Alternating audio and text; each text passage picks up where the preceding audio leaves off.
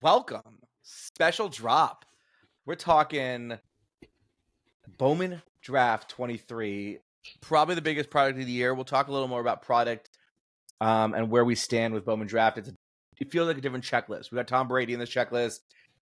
We do have a lot of guys we'll talk a little about that got pushed to Bowman. We knew. We didn't know. I was the only one who didn't know, I guess. Cruz got pushed to Bowman like everyone else expected. I was hoping they'd let him be up here with Skeens. Shanuel got pushed, so I'm saving some money. And I was talking to a few people today, and there's belief that Nolan will not have a Bowman first. If you don't have your debut, if you don't have a prospect status by the time like Bowman comes out, they'll just make you a rookie card, and they will not make you a Bowman first. It's happened regularly. I was talking to Kareem. Is it Kareem? Kareem. Why I say Kareem. Kareem about it earlier, and a few other people, but what it might make my wallet happy. Edouard Julien? Didn't he have a first? And then it was a rookie in Chrome? Did have a first. He did have first, but when that first came out, did he already lose his prospect status? No, he still had prospect status. I think he still had prospect status. Yeah, I don't think he'd played many games yet. I think but he played a little. I mean, I could see it going either way, to be honest. Yeah, he had played a little bit. Yeah. According to Kareem, not a single person who doesn't have prospect status and hasn't debuted in a product has ever had a Bowman first, basically. Interesting. And Shanuel's played enough, I believe, or he's really close to it. And there's a good chance he will not have a Bowman first. He will go straight to rookie. He will save my wallet, but I will be sad. But let's get into it. We're going to start this one off. We got the usual suspects here. We got Landman113 on Twitter, and we got Big Bob's Cards on Twitter. Follow me at BD Kleinman. You can't spell it. Figure it out. Easier one is Rare Brett on Twitter as well, and then you can find your way to my other account. It's not a burner account, don't worry. But I'm excited. I've got eight cases coming, 7 breaks. We're going to go over pricing. We're going to go over our top. We're going to do a little draft. We're going to each take 4 players. Bob's going to start. Adam's going to go second. I'm going to go third. We're going to snake it. And then we'll go back in and talk about teams. It's pretty top heavy. There's some really good prospects in here, but the middle's pretty strong. I was talking to Bobby before Adam showed up, and we got a lot of like the pitchers. I feel there are a lot of number 3s in the rotation, not a lot of aces, except for we have what could be a generational ace in this draft. But outside of him, it doesn't feel like there's another guy out there like that potentially. But a lot of good pitchers, a lot of good hitters, not a lot of great hitters, except for maybe our number 1, our top like 3 could be pretty impressive. But it's a fun one. I think this draft will pan out better than people think right now. I think there's a lot of people up in arms about what percent of the top of the first round picks were pushed to Bowman. I believe it was a record. I don't remember the exact number, but there are the highest percent of first round picks that are not in Bowman draft. And then you go to the top 50, it's another record. But things are changing, and I'm okay with it. I still love Bowman draft, and I'm going to support it.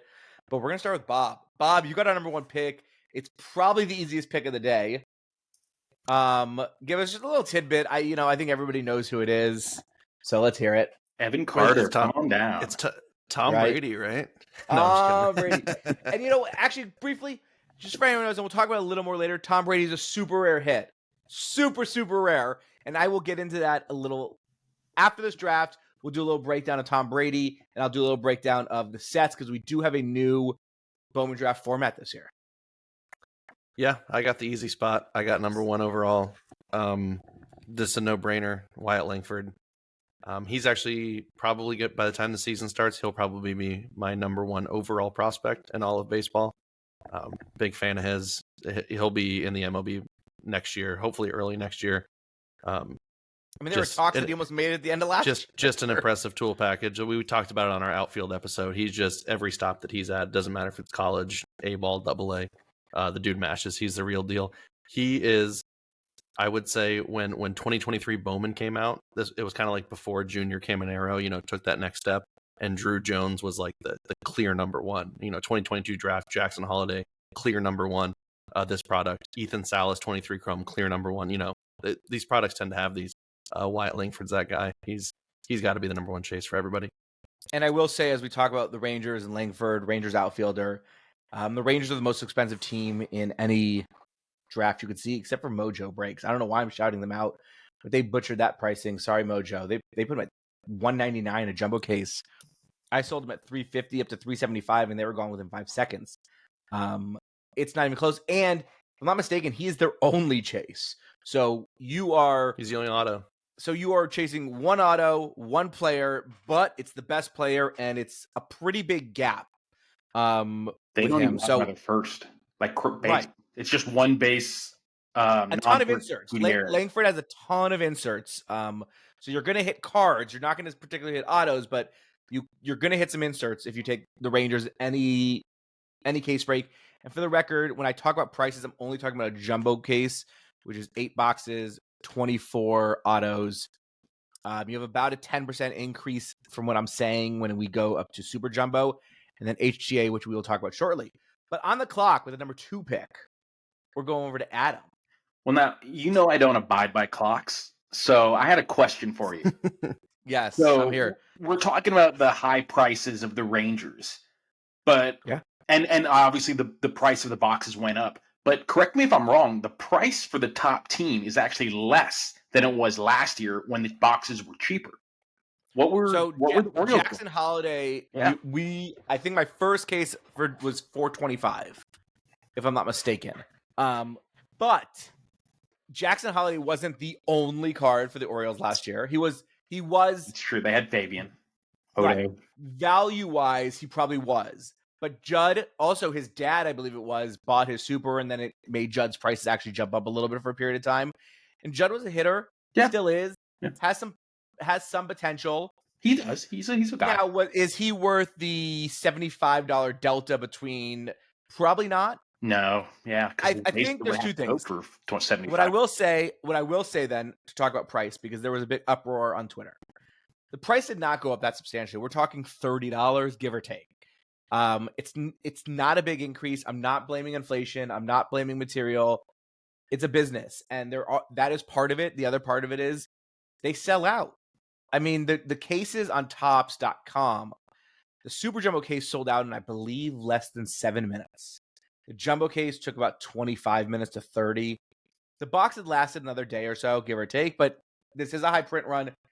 Don't let anyone tell you this is not Sapphire. Sapphire dropped today. I think it's 12,000 boxes only. This is not that. This is hundreds and thousands of everything, especially because we have 3 iterations of it now. I think the thing is, after Jackson Holiday, there weren't a ton of big chase. Like there was, but there wasn't. Like, you've got Skeens, you've got Tom Brady, which people are chasing like crazy. You've got, which we'll go over. You got Shaw, you got Eldridge, you got the Mariners have 2 or 3 guys. There feels to be more bigger teams in this set than there were last year. But I think Holiday, also we talked about with Holiday. Holiday's dad's in the league. His little brother's going to be in the draft, I believe, not this coming one, the one after. So I'm sorry we just had the MLB draft lottery, and new rules are, so it's who won it again? What? Guardians won. Which means they can't get first pick the following year. So they automatically are not in the Ethan Holiday lottery. Right, but Brian Rocchio is going to lead them to the World Series anyway, so. Right, so it won't matter. And then, of course, it was number 2 was the Reds. Not the 8, the Reds. Reds, yeah. And I believe they can't pick in the top 6 or top 8, something like that. So they're out of the running as well. Well, so, they're going to be a 90-win team next year if you listen to a certain. I do. So luckily, honestly, for the Reds, we joke about Rocchio, but for the Reds, I believe that they won't be in this position anyways when Ethan comes up. But so that my point back to Holiday and his pricing. Holiday has lineage. Langford doesn't. Holiday also had a massive, if you really, really followed, Holiday was big in his prep years. Langford wasn't really, he was big, but he wasn't talked about the way he has been in the last 3 months because he went on a tear in the minors. So I think there's a big difference there. And honestly, as a breaker, knowing our economy and where we stand, I tried really hard not to put a team over 400 this time. That's a big pill to swallow, especially when you're taking in 8 cases. I'm talking about 8 cases at 400 a pop. And usually one person, honestly, takes most of your big spots. So no, I think I'm going to wrap this up because I've derailed this long enough. I got my way. right. But no, but the sticker shock, I mean, it's not cheap, but I mean, I think Langford's a better chase, and in a more expensive product, he's cheaper. So I mean, look, I'm not out here trying to sell the Rangers because they go instantly anyways. Quick. But I mean, I think he is an exceptional chase. I think he's better than Holiday hobby wise. I think they're going to be different in terms of values in real life, but I think Langford's ceiling is sky high, whereas Holiday, we don't know about the power tools. So, I mean, but he can still win. He can still be a very, very good player, and he will. Holiday's a sexier position. Yeah. At the end of the day. Speaking Number of sexy 2, positions, who's your second pick? Speaking of sexy positions, I'm going with the sexiest. The guy who has the ball the most. The pitcher. Oh, are you doing it? I'm going Paul Skeens. I'm going Paul Skeens. We've covered him a lot. It's a slam dunk number 2 for me. I mean, guys like this don't come around. That threw me off, by the way. We're not doing a big draft. I am now looking at my list. I was about to take Skeens. I thought there was no way he was taking Skeens. Slam dunk. Book it. I'm excited. It's a Pittsburgh market. It's a pitcher. We'll see what the prices do. But, I mean, you see pitchers. Like, look at what Strider still does. I mean, I think he could be the new elite benchmark. Pitchers do well. Elite pitchers do well in Bowman. I don't care what you say. Rookie cards in Bowman, they do well. DTE, who's in one of our group chats, I respect his understanding of hobby and everything, and he brought it up in our Bowman Crackhead group. We haven't seen a pitching prospect like this in Strasburg. And Strasburg's card prices were through the roof, even for a market that wasn't a card market. I don't think Skeens is going to do that. I think we're in a weird storm right now, but Skeens is elite. Of all the people in this product, I'm most curious to see what his prices do. And so the Pirates are looking at about $250, $100 less than the Rangers, but $250 a case. They do have a few other autos where the Rangers don't, but that doesn't. You're chasing Skeens or bust. The reality of it is, yeah, and there are some guys that go with them, but we'll talk about the secondary guys after the draft, where I promise I will not derail it anymore. So we're going me, and I'm a little thrown off. And I'm gonna go with a dude that we have talked about recently. I think it's an honorable mention. He's in a sexy position, shortstop.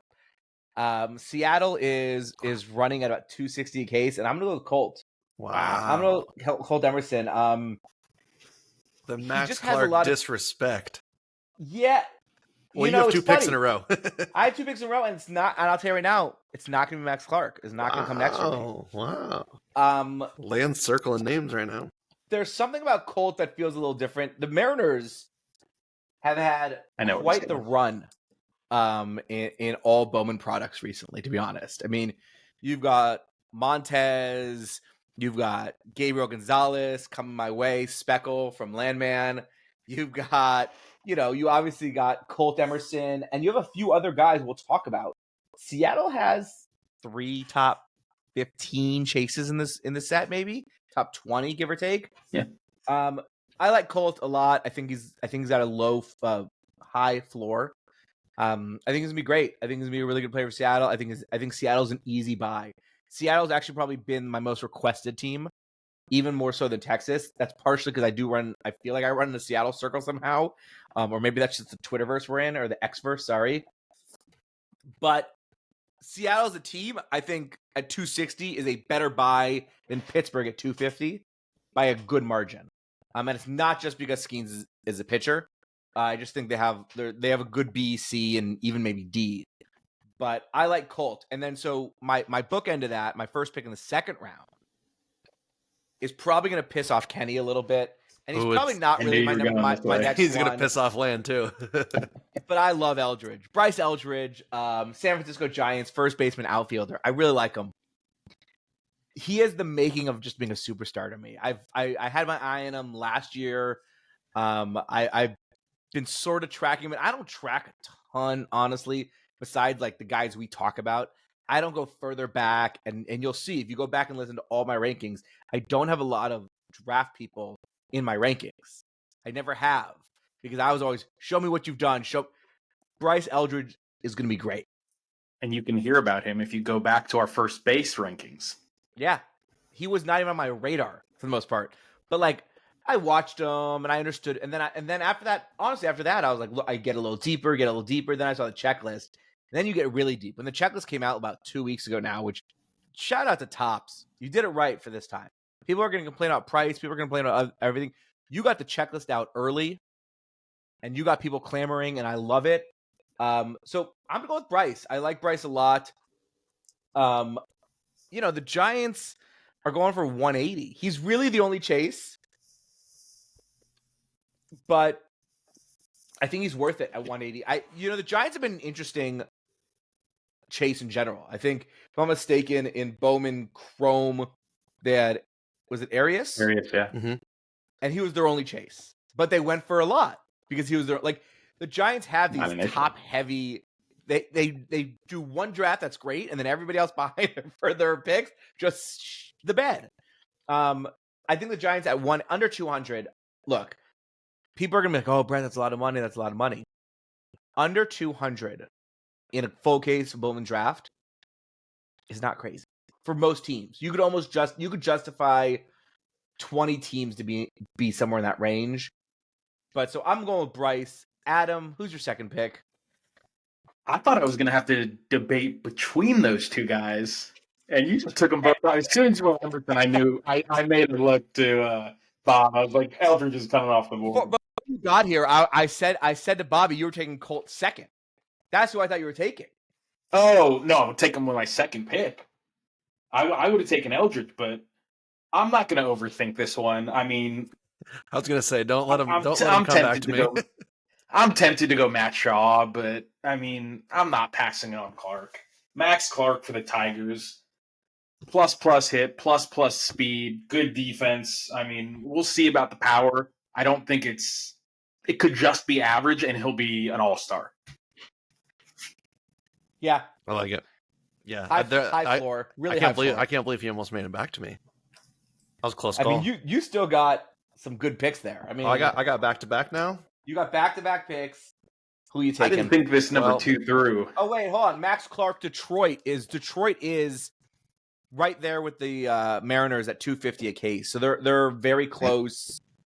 And they go a little slower. Back to last year's, it was, and we'll talk about this when we go into the teams, but I feel like there were a lot of value guys in 2022, but the top tier was really kind of, the top tier might have been at the time a little bit better. You had Holiday, Brooks Lee, Elijah Green, Tamar Johnson, and everybody was going after those guys. I think what you're going to see in 2023, and we'll keep referencing prices so you can get an idea of where you are if you want to break them. There's a lot more value in those middle tiers. And I think, and these guys can easily come. I mean, Jordan Walker wasn't a top tier guy in 2020. Everybody was chasing torque. And then he wound up being the guy. And then Evan Carter was not even the top chase on his team. And he wound up being the guy. So I think there's a lot of really good tier 2. And I mean, now granted, however you want to break up your tier. I know some people just do a couple tiers. For me, I go maybe 5. I don't have it actually like planned out, but in my head it's 3, and then I don't care about you in the 4th and on. Like, relatively speaking, I mean, it's like, but that's why I bring up Seattle. I know 250, 260 is steep, but Colt will be good, but there could be a bigger guy behind him. So who are you taking, Bob? He took me? Yeah. Well, I mean, made it kind of easy there. Pretty much Land had 2 options, and I was getting left with the other one. So I'm going with Matt Shaw. So far the board has picked for Bobby. Langford won, and Landman picked Shaw for him, essentially. Shaw, Chicago Cubs. I love Matt Shaw. 200 a case. I'll take Matt Shaw at, what is that, 6 overall? Yeah. All day. Perfect. Cubs are good. Cubs are interesting. I was talking to Bobby a little. Shaw, not the same position, but I'm still scared of like the Matt Mervis world of everyone chasing Mervis and then him not being that good. I think he also got rushed to the pros a little bit too quick, to be honest, for no real reason. But round 3, pick 1. Who we going with? See, this is where it gets weird for me in my list. I don't have anything. I don't have any rankings. This gets weird for everybody. I don't have any rankings after Shaw. I mean, we all know who I want to go with, but I don't collect pitchers, so I may shy away from everyone. Of course, I want to take Hurston Waldrop, but with a homer pick, I'm gonna go with a little bit of a sleeper already. I'm gonna go with Colin Hawke of the Mets with my third pick. Sorry, Lan. It's a great pick. He's a real interesting guy. If you look at like a lot of dynasty rankers, he's like, I want to say like James Anderson from Roto has him like in the 300s. Most guys don't have him as like a top 400 prospect. Very interesting two-way player, D1 recruit to play quarterback.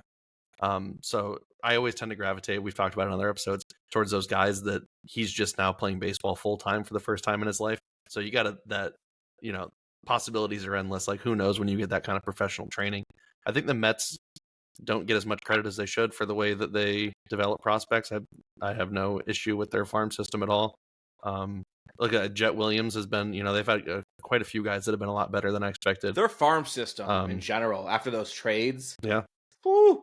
And like I said, Hawke, he's got mess this one up. He's got the athleticism. He's got some good power. He's kind of a sneaky prospect. That's probably a reach to take him 7th overall, but there's not a ton of guys once you get after those top 6 that I love. So I'll snag him. I'll say Max. It's not a reach. He wasn't getting outside the top 8. Really? Yeah, Max on Twitter. I can't remember. I don't know what his handle is. Does a great write-up with one of his buddies. I have it pulled up, but it is prospectslive.com. And they have 3 or 4 tier 1 players only, and Hawke is one of them. Really? And I will say, when he dropped Max, I'm going to make you listen to this, but when you dropped your rankings, I'm doing 7 breaks. I had the Mets open in 4 of 7 breaks. Within an hour of you dropping his rankings, all 4 of those Mets spots were gone. I feel like I owe you some type of commission on that. But Landman, in your third pick, who we going with? Now, we never really discussed what was the objective here. It's who your favorite guys, who's your best value. So I'm going to go with favorite. Whoever. Either one. Because we're going to do some value picks later. We'll give the people what they really want. We're the cheap players, but let's get there after.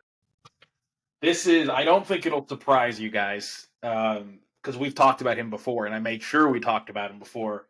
But once again, I'm going with a pitcher. I'm Evan Carter. Meyer. Noble Meyer. Noble. In my notes, my little 1-sentence breakdowns, the last thing I wrote was high school starting pitcher, risky. There is no bigger risk in the hobby than a high school pitcher. But when they hit, you get Ricky Tiedemann, you get Andrew Painter.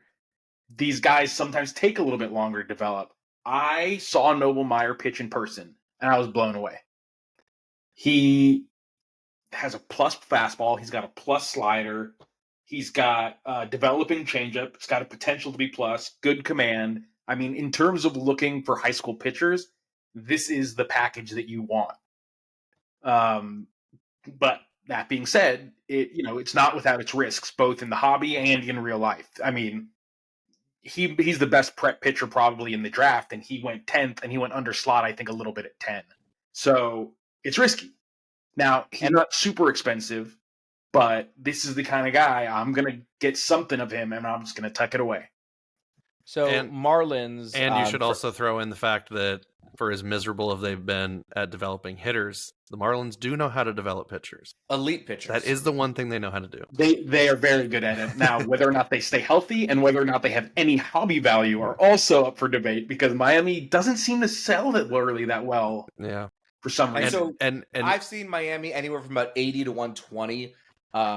If you go to Prime Chuck, if you're looking for a break, they're usually around 100. I have him at 120, but I think I've ended up selling him at around 110. But they're changing their pitchers. I think they have another pitcher, Andrew Lindsay, who's higher ranked. Lan, I think the only way to follow up the risk of taking a prep pitcher in the first round is by taking a prep catcher in the first round with your next pick. If we're talking actual draft risks, I personally think high school catcher is the biggest risk in the first round. But he's he's sliding in this product. I don't see anyone talking about him. You know who I'm talking about. I know who you're talking about. We'll get to him. Yeah. So my last two picks actually. I'm gonna go sort of chalk here. I really like Jacob Wilson in Oakland. Shortstop in Oakland. Oakland's one of the higher teams, 200, 220, give or take, in a case break. He has about 100 at bats already, and he's looked pretty good. I'm taking Jacob Wilson there, and then I'm gonna reach. We're all gonna get weird on our last one. Yeah. Don't do it. I'm gonna take a pitcher. I don't want to not take a pitcher. We know I'm not taking a pitcher 3 out of 4. I have taken coming in. Cincinnati Reds are a steal to me. I love Rhett. Wake Forest, college, just something. He's different to me. He's electric. The Reds are also super affordable. They're anywhere between 90 and 120 in a jumbo case. I think he's going to be a great pitcher. And I also love the team in a weird way. They've got a great pitching staff, like from young, like Lodolo, Hunter, Ash. I call him Ashcraft. They're fun. So my 4 picks are Colt, Bryce Eldridge, Jacob Wilson, and Rhett Lauder. Adam, you so far have Skeens, Clark, and Noble. Who's your last pick? Oh, throw something in real quick before you speak. Eduardo Rodriguez just signed with the Diamondbacks. For the Diamondbacks? Ooh, that's love it. That's a good get. Oh, that's a good get. It. Damn, also, should I switch it up and take Troy? I can't believe that you guys took. I almost took Troy. I can't believe you guys took 3 pitchers, not named Hurston Waldrop. I'm offended. Well, I'm doing it to tempt you. I'm dangling the carrot. Is what I'm doing here. There are legit pitchers, and there are going to be guys like there's a guy right now. I don't know who you're going to pick, so I don't want to say it that I should take right now. But I'm going to go with a personal guy. I'm very interested by, and he's not a big guy. He would not show up. I wouldn't expect in a lot of top lists. But I'm going to go Nazon Zanatello.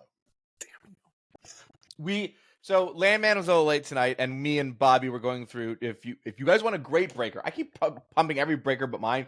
Cheap Fun Breaks does a 10K PYP, so pick your player auction, lasts about 3 days, and he went low. What did he go for? For where he was like the 26th. He was the 26th most expensive person in this. What was the price? I don't remember. We didn't look at the number, but we just did it based off like rankings. The number wasn't right there. Here. But 26 is pretty low for.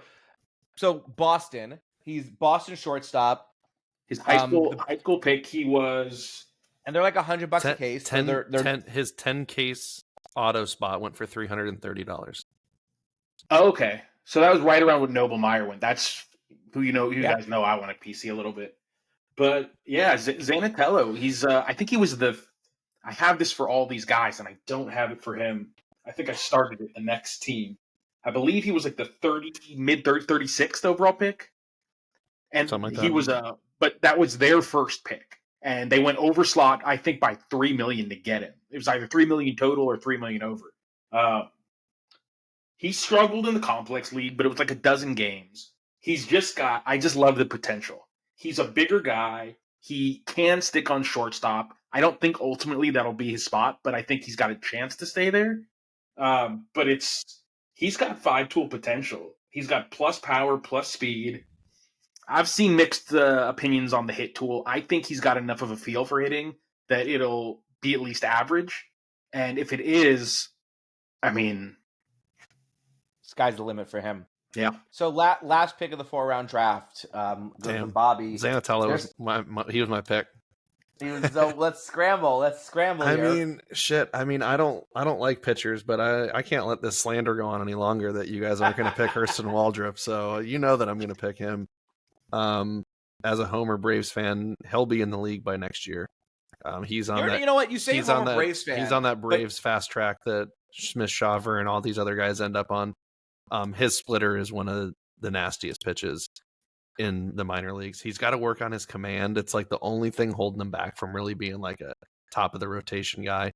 But again, trust the organization. If anyone can get him right, I think the Braves do it. he's going for like half of what Meyer goes for, and they should, I think, be the same. Either however way you want to tilt those scales. Yeah, he's. I mean, for me, after Skeens, he's the number one. He's the best pitcher in the product. But I disagree, but I don't disagree. Like it's only personal. Like I completely respect that. Like I have no problem with you saying that. Like he's legit, and like Lauder's good, but I think I have him over Lauder. It's just stealing. We are taking applications for a third host of the podcast now. That Landman said. No. I will say, like you say, like it's a homer pick. It's not a homer pick. Like for you, you think it is, but like first of all, the Braves are super cheap, 70 or lower. I've seen them as low as 50 in some case breaks. I have them sitting at 70. They're only available in one more case break for me too, so they've gone pretty quick. But it's not a homer pick. He's a good pitcher. He's, if I'm not mistaken, he's so I ended up with what? Wyatt Langford, Shaw, Hawk, and Hurston.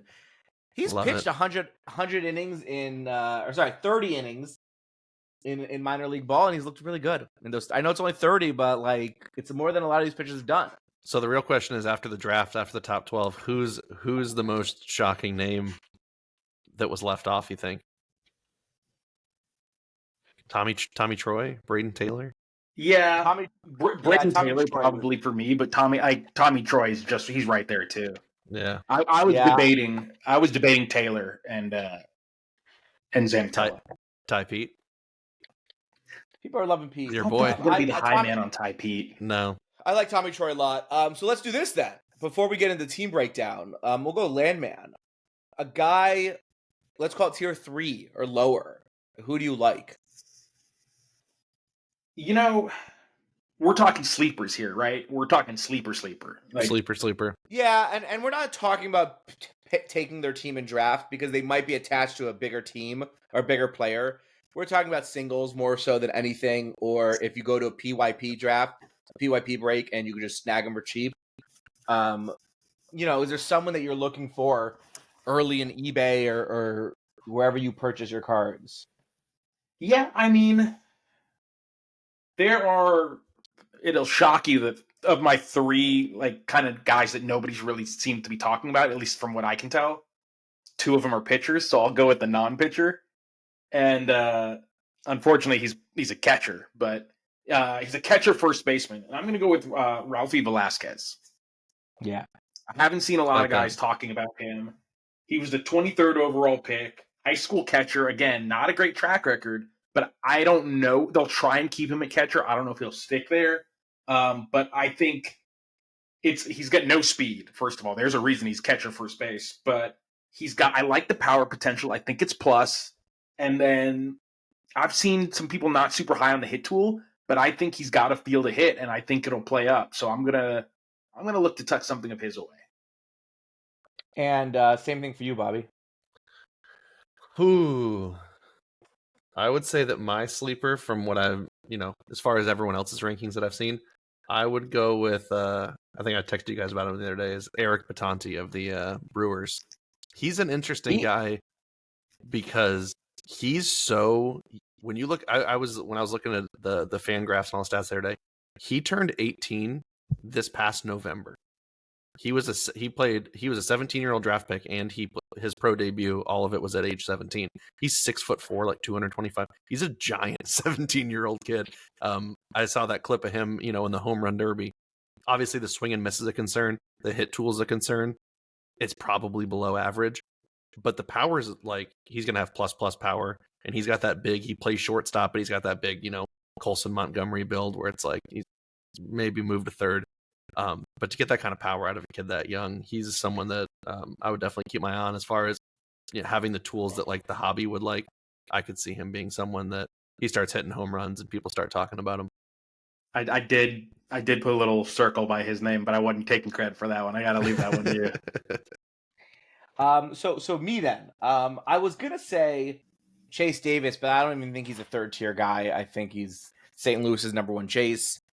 But he's also, that's a huge bias. He was the first round pick, I believe, for them in the 20s. First. Out of University of Arizona. He was the 10th highest in Houdini's case break. Yeah, and that's my alma mater. So Mata. I like Mata better, by the way. So I'm not going to say him. The Arizona education speaking. Hey, we have a great basketball team, number 1 in the country right now, and we are top 15 in football for the first time in many years. Let's go. We are playing Oklahoma. We might have to have a little bet if they run into my Jayhawks. Ooh, I think is it the Jayhawks? No, we played Purdue. We might play. I don't think we play Kansas. We don't play Duke right now. We're playing. We've played too many. We're undefeated, obviously. Why is the bubbles coming up, guys? It happened again. I don't know what I'm doing. You're gonna get the confetti next. Yeah, it's like woo. I guess I have gestures on somewhere. For those not watching on YouTube, I think we put this up on YouTube. You can see us. Yeah. And I have bubbles coming out of my mouth. I'm not sure what is happening. So I'm gonna go with. I think we spoke about him in our text chain, but Ethan O'Donnell from Cincinnati. Again, I like Cincinnati as a play in general because I like Louder a lot. Ethan's got a great OBP. It's not a ton, obviously. 95 at bats, but batting average of 330 already. OBP over 420. I just like him. I think he's a sleeper dude. I think he's a great second option on a team that's around $100 in a case. If you could get 2 tier 2, tier 3 guys for $100 and one of them just goes crazy, you're cooking with fire. So that's my reach. He's probably the upper end of a tier 3 player, so it's not as low as some of these other guys. But let's talk teams. And they have, I was going to say, if you're chasing Louder, they have Ty Floyd too, if you like pitchers. They have a couple decent little fallback options for a team that's so cheap. I have them in HTA and a jumbo case right now. But let me HTA, that's the conversation. Okay. Break down Bowman Chrome or Bowman Draft. We have 3 iterations this year. We have the typical jumbo, 8 boxes in a case, 24 autos in a case. Nothing special. You're probably going to see at least 1 base. Sometimes you'll get 2 color. Sometimes you get 2 base. You'll always get 1 color out of those 3. Sometimes you'll get 2 color. It's rare, but you get it. I have to interrupt the program for free agency news again. The Soto trade just went through. Yeah, I saw that. It just went official. Soto and Grisham for Michael King, Drew Thorpe, Randy Vasquez, Johnny Brito, and Kyle Higashioka. We could talk about this quickly because this is breaking news. This is a big one. Eduardo Rodriguez is great for the D-backs, but this is a big trade. He's going to hit a ton of home runs in New York. It's interesting because he's a free agent next year. And so I know a lot of Padre fans that are pissed. They lost James Wood for this man, and now they traded him. James Wood. Right, but the other guys I think have struggled a little bit. C.J. Abrams. C.J. Abrams, James Wood, Robert Hassel, Parmesan, Mackenzie Gore. I mean, they gave up a ton. Tough. And now they're getting back Michael King. Good pitcher. Drew Thorpe's good. Drew Thorpe could be a really good pitcher. We talked about his. But Drew Thorpe just rocketed through them. His last year was so big. He wasn't found this well until basically this year. But look, Padre fans, I get what you're saying. They were never going to re-sign him to a 10-year deal. They had to trade him on some level because they do have a decent core still in San Diego. It's tough. You got Soto and Judge. Whew. You know what's shocking though? I actually saw someone tweet out they can, with the Baseball Savant page, you can do, the expected home runs in different parks. And I actually saw a thing that I don't know if it's because of the opposite field, but they actually said that Soto, if he had played his whole career in Yankee Stadium, would have less career home runs than he does right now. I'm not really sure that's possible. Well, at the end of the day, Juan Soto's an OBP dude more than anything. Yeah. He hits home runs, but he gets on base, period. And shimmies a lot. Actually, but yeah, you'd think that short porch and right would be very friendly to him. I mean, I want to take a little quick look while we're on the subject. So that's a big trade. He goes from the National League to the American League.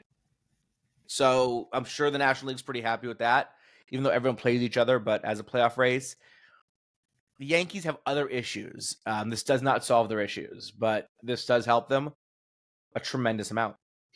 So Yeah, go on. So I had that suspicion.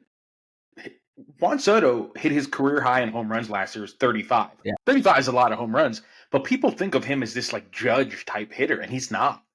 He's not breaking 40. He's a 20.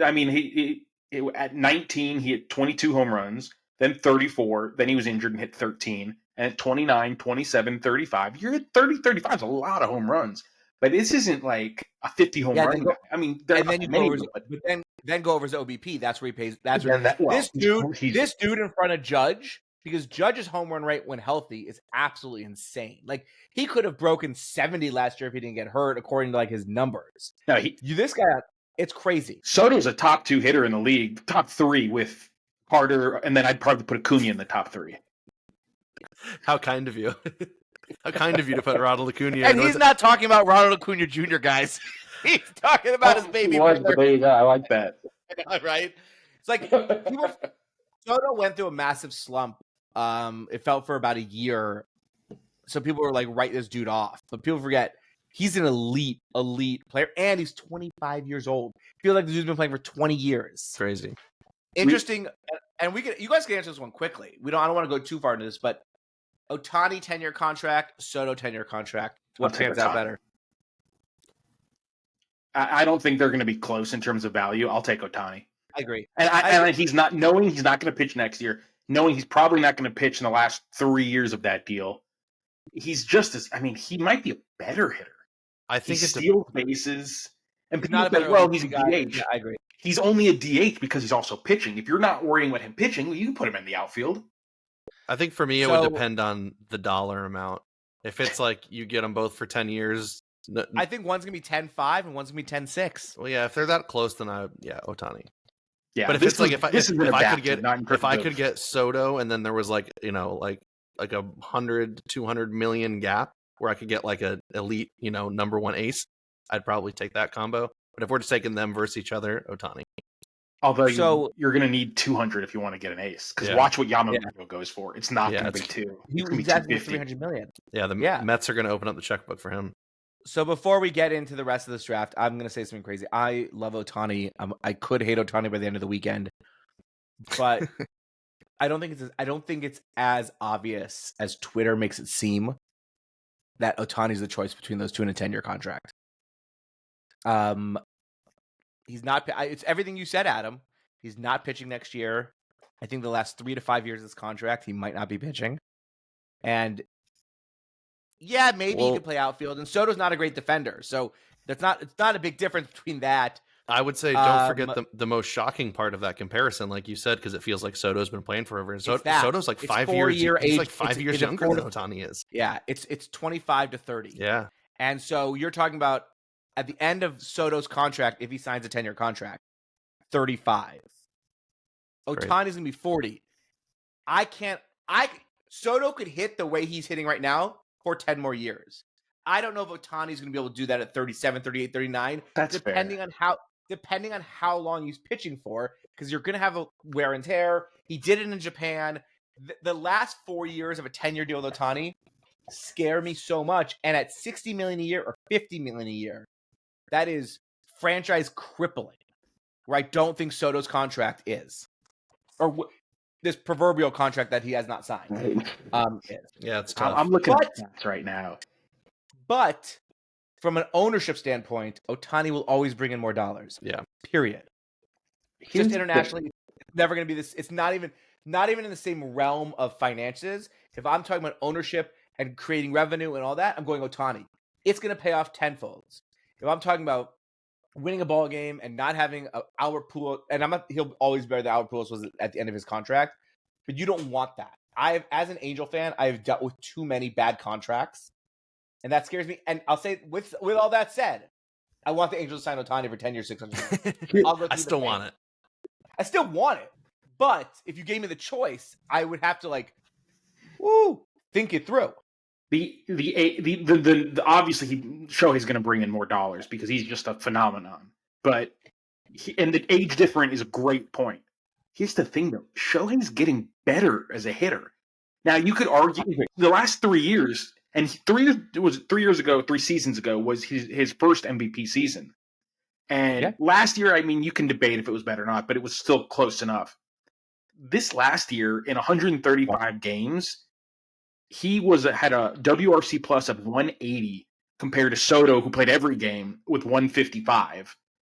And his offensive WAR, and I know WAR is a flawed, and he had no protection in that lineup this year. Correct. And you look at the offensive WAR again, flawed metric. Okay, fine, but I think Soto was 44. He had a 44 offensive WAR. Yeah, he did. Shohei had 60.6 in 30 games, almost 30 games less. Like, yeah, it's a hard. That's why I think Ohtani's probably the right answer. I'm not saying I'd pick Soto. I think I'd probably pick Ohtani, but most people are like, oh, Ohtani. I'd have to sleep on this one. I think it's closer than people think, and it's not due to talent right now. It's these last 3 to 4 years as a winning GM that scare me. Now, Soto could get hurt, but we're doing this in a vacuum, so we're talking no injuries. We're talking pure talent, and we're talking age. Age matters. In 4 years, 4 or 5 years is a huge gap, especially when those 4 to 5 years are 35, 36, 37, 38, 39, 40. Like, but bring me Trout, bring me Ohtani until 40. I'll still take it. I bet you will. Like, if I'm not going to be relevant, I might as well have a fucking show. Right. Like I meant, like, it's all there. But let's get into the draft. That's what we want to hear about. Oh, yeah. Congratulations, Yankee fans. Some of you are going to complain. You've got one of the best players in the league on your team. And you have two of them. Don't make that trade unless you can sign him long term. That's going to be coming quick, I think. It's got to. And if you don't, this is going to destroy the Yankees organization for a long time to come. Oh, speaking of, before we get back into draft, you know what made me laugh the other day? Would you see the Yankees did a welcome to New York post for Verdugo when they traded for him, and he's got his beard and his chains and his grill in. Someone was like, Steinbrenner's rolling over in his grave right now at this graphic. He won't look like that when it comes spring training. A good trade for them, Verdugo. It could be an interesting outfield with Judge, Verdugo, and Soto right now. But let's get into this. There's a lot of guys we haven't talked about. Enrique Bradfield, TJ. But let's go by teams at this point. I think that makes the most sense. And we're gonna go alphabetical. I'm gonna start at the D-backs, and we're gonna work our way down to Washington. But what I was talking about, is Jumbo. Super Jumbo is 6 boxes per case, 5 autos per box, brings you to 30 autos in a case. Jumbo is about 10%, maybe 15% higher than Jumbo. And new this year, exciting for breakers, is HTA. HTA is 6 boxes, which is the one shocking part, I think. 6 boxes, 3 autos per box, so 18 autos per case. And it lines up with the prices of Super Jumbo. Now, they did release some odds. And according to their odds, there will be at least one red Tom Brady auto in the HTA cases. The odds that I read, the Tom Brady Superfractor is going to be in Jumbo. They treated Tom Brady insert as an insert and not as a regular card, so they gave his odds out. I believe it's 2 reds in Jumbo, 2 reds in Super Jumbo, and 1 red in HTA. But then it gets a little HTA heavy. From there, HTA is new. Take it with a grain of salt. You get no base cards. You literally just get the autos. So if you're an auto chaser, HTA is for you. If you love stacking Chrome cards and selling them on eBay or holding them and PSAing them and hoping they go crazy like Ellie De La Cruz did, then it's that you want to go Jumbo or Super Jumbo. But let's talk D-backs. D-backs are running about 150 a case. We're talking Jumbo. And we didn't take him in our draft, but Tommy Troy is a top guy. I like Tommy Troy a lot. Shortstop for Arizona. Adam, what do you think about Arizona as a whole? Obviously, Tommy's their number one chase. Who else are we looking at with Arizona? Yeah, we've talked about them, you and I, at least in the past. Tommy Troy is a legit chase. He reminds me a lot of Jet Williams. It's good athleticism, but it's a hit over power. He's got sneaky speed. I'm not sneaky. He's got speed. He's got good bat to ball skills. It's more gap to gap power. So he will hit for extra bases, but I think maybe asking for more than 20 home runs at his peak, I think is a little much. But he's got defensive versatility too. He was a college shortstop.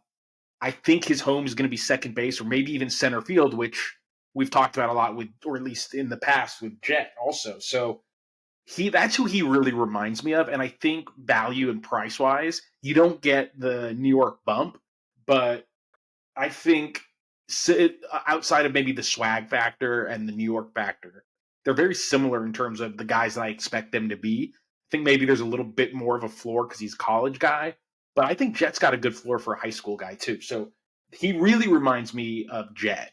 As far as the other guys, there's one that really kind of pops out to me, and this is kind of my. If we had the deep sleepers, this would be maybe a little bit step further. The guy I put a circle by him is Jack Hurley. I think he's got above average tools across the board. There's swing and miss there, but I think he got 88 plate appearances in high A and struck out over 28% of the time.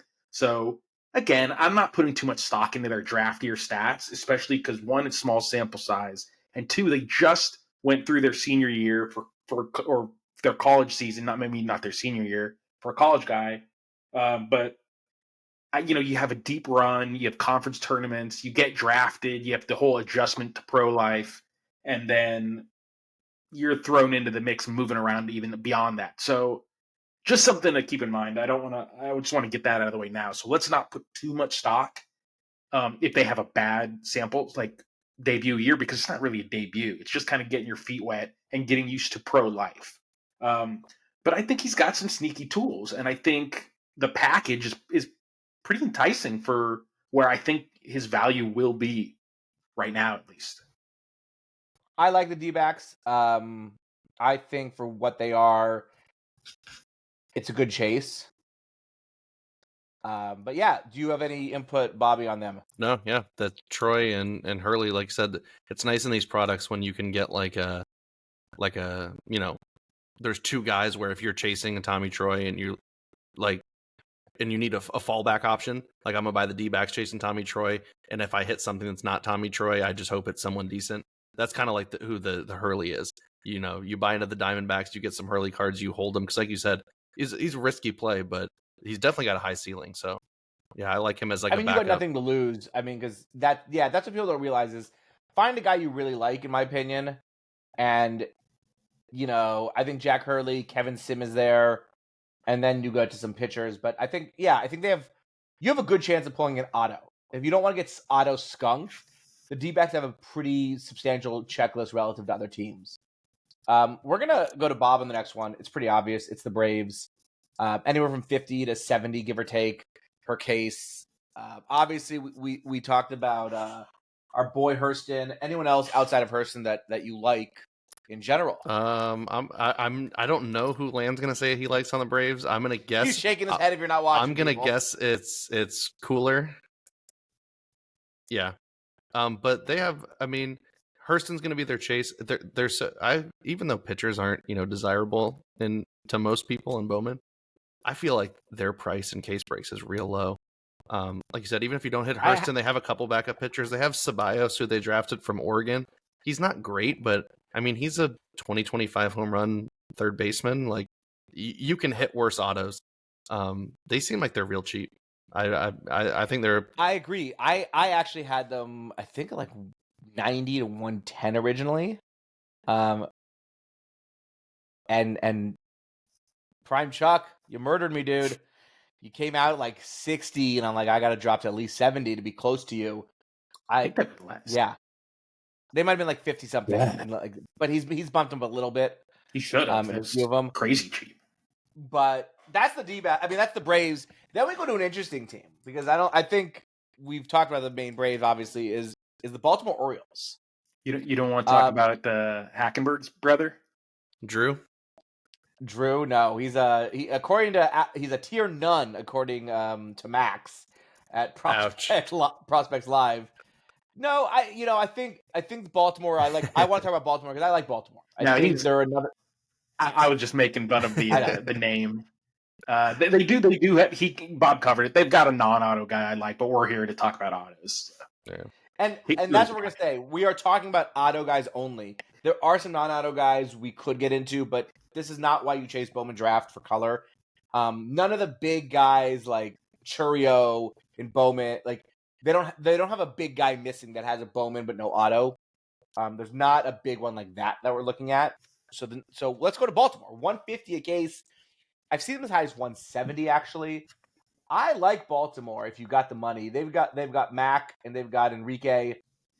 Both of them I like. Mac I think is a little more upside long term than Enrique. What is it? Brayfield. Mac's a third baseman, second rounder out of North Carolina, and then Enrique, and they have a few other guys.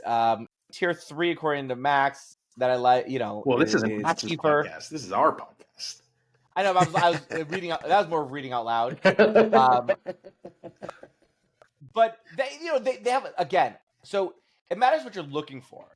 I think they have two good tier 2 guys that are not elite. They can become elite if they fix some stuff, but they're not elite right now, and they're going for cheaper. And those are Mac and Enrique. Then they do have a bunch of other autos that are tier 3, tier 4, tier 5 kind of guys. But again, we talk about it. You don't know what happens. There are people that just jump and come out of nowhere. And so if you want to join a case break and you're like, I don't want to get no autos, and you're willing to spend 150-ish, Baltimore's a good pick. You're going to get something most likely. So to just kind of piggyback that, this wasn't really something I looked at when I broke down the product, but now that I'm looking at the checklist, there are non-first autos in this product. And beyond insert autos, there are prospect autos. Yeah. And so Jackson Holiday does have autos in this product.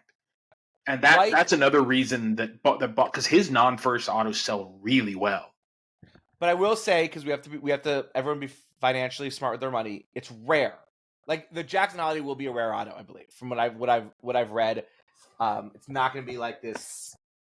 It's there. It's a fallback. It's there. That's all we'll say about it. I will say just from don't buy Baltimore to chase Jackson Holiday.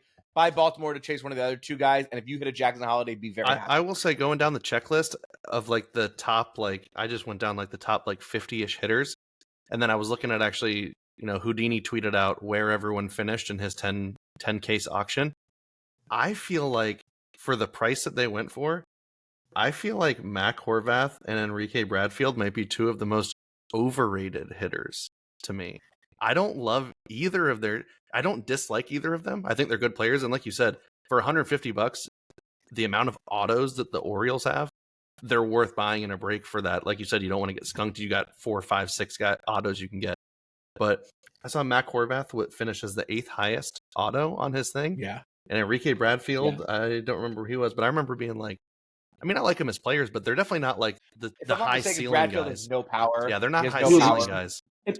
Enrique Bradfield is basically Billy Hamilton. He is super fun to watch. Yeah. I got to see him a lot as a freshman at Vanderbilt. Super fun player, but the hobby doesn't love that profile that much. So it'll be interesting. Boston Red Sox is next up on our list. They're about $100 a case. We talked about them. The big omission for them is Teal, catcher. I believe it was their first round pick. Yep. Yeah. He's going to get pushed to Bowman most likely. We're going to assume Bowman. It'd be surprising if he wasn't. I have a lot of Boston fans in my circle that are just superly disappointed. I think they were so disappointed that Teal wasn't in the product that they overlooked not having Zentello. Like it was like this thing is like I was talking to one of the guy I know the most who's really into it. His first reaction was, I'm sad Teal didn't make it. I was like, but Boston still has good chases. Yep. They're not just a dead team.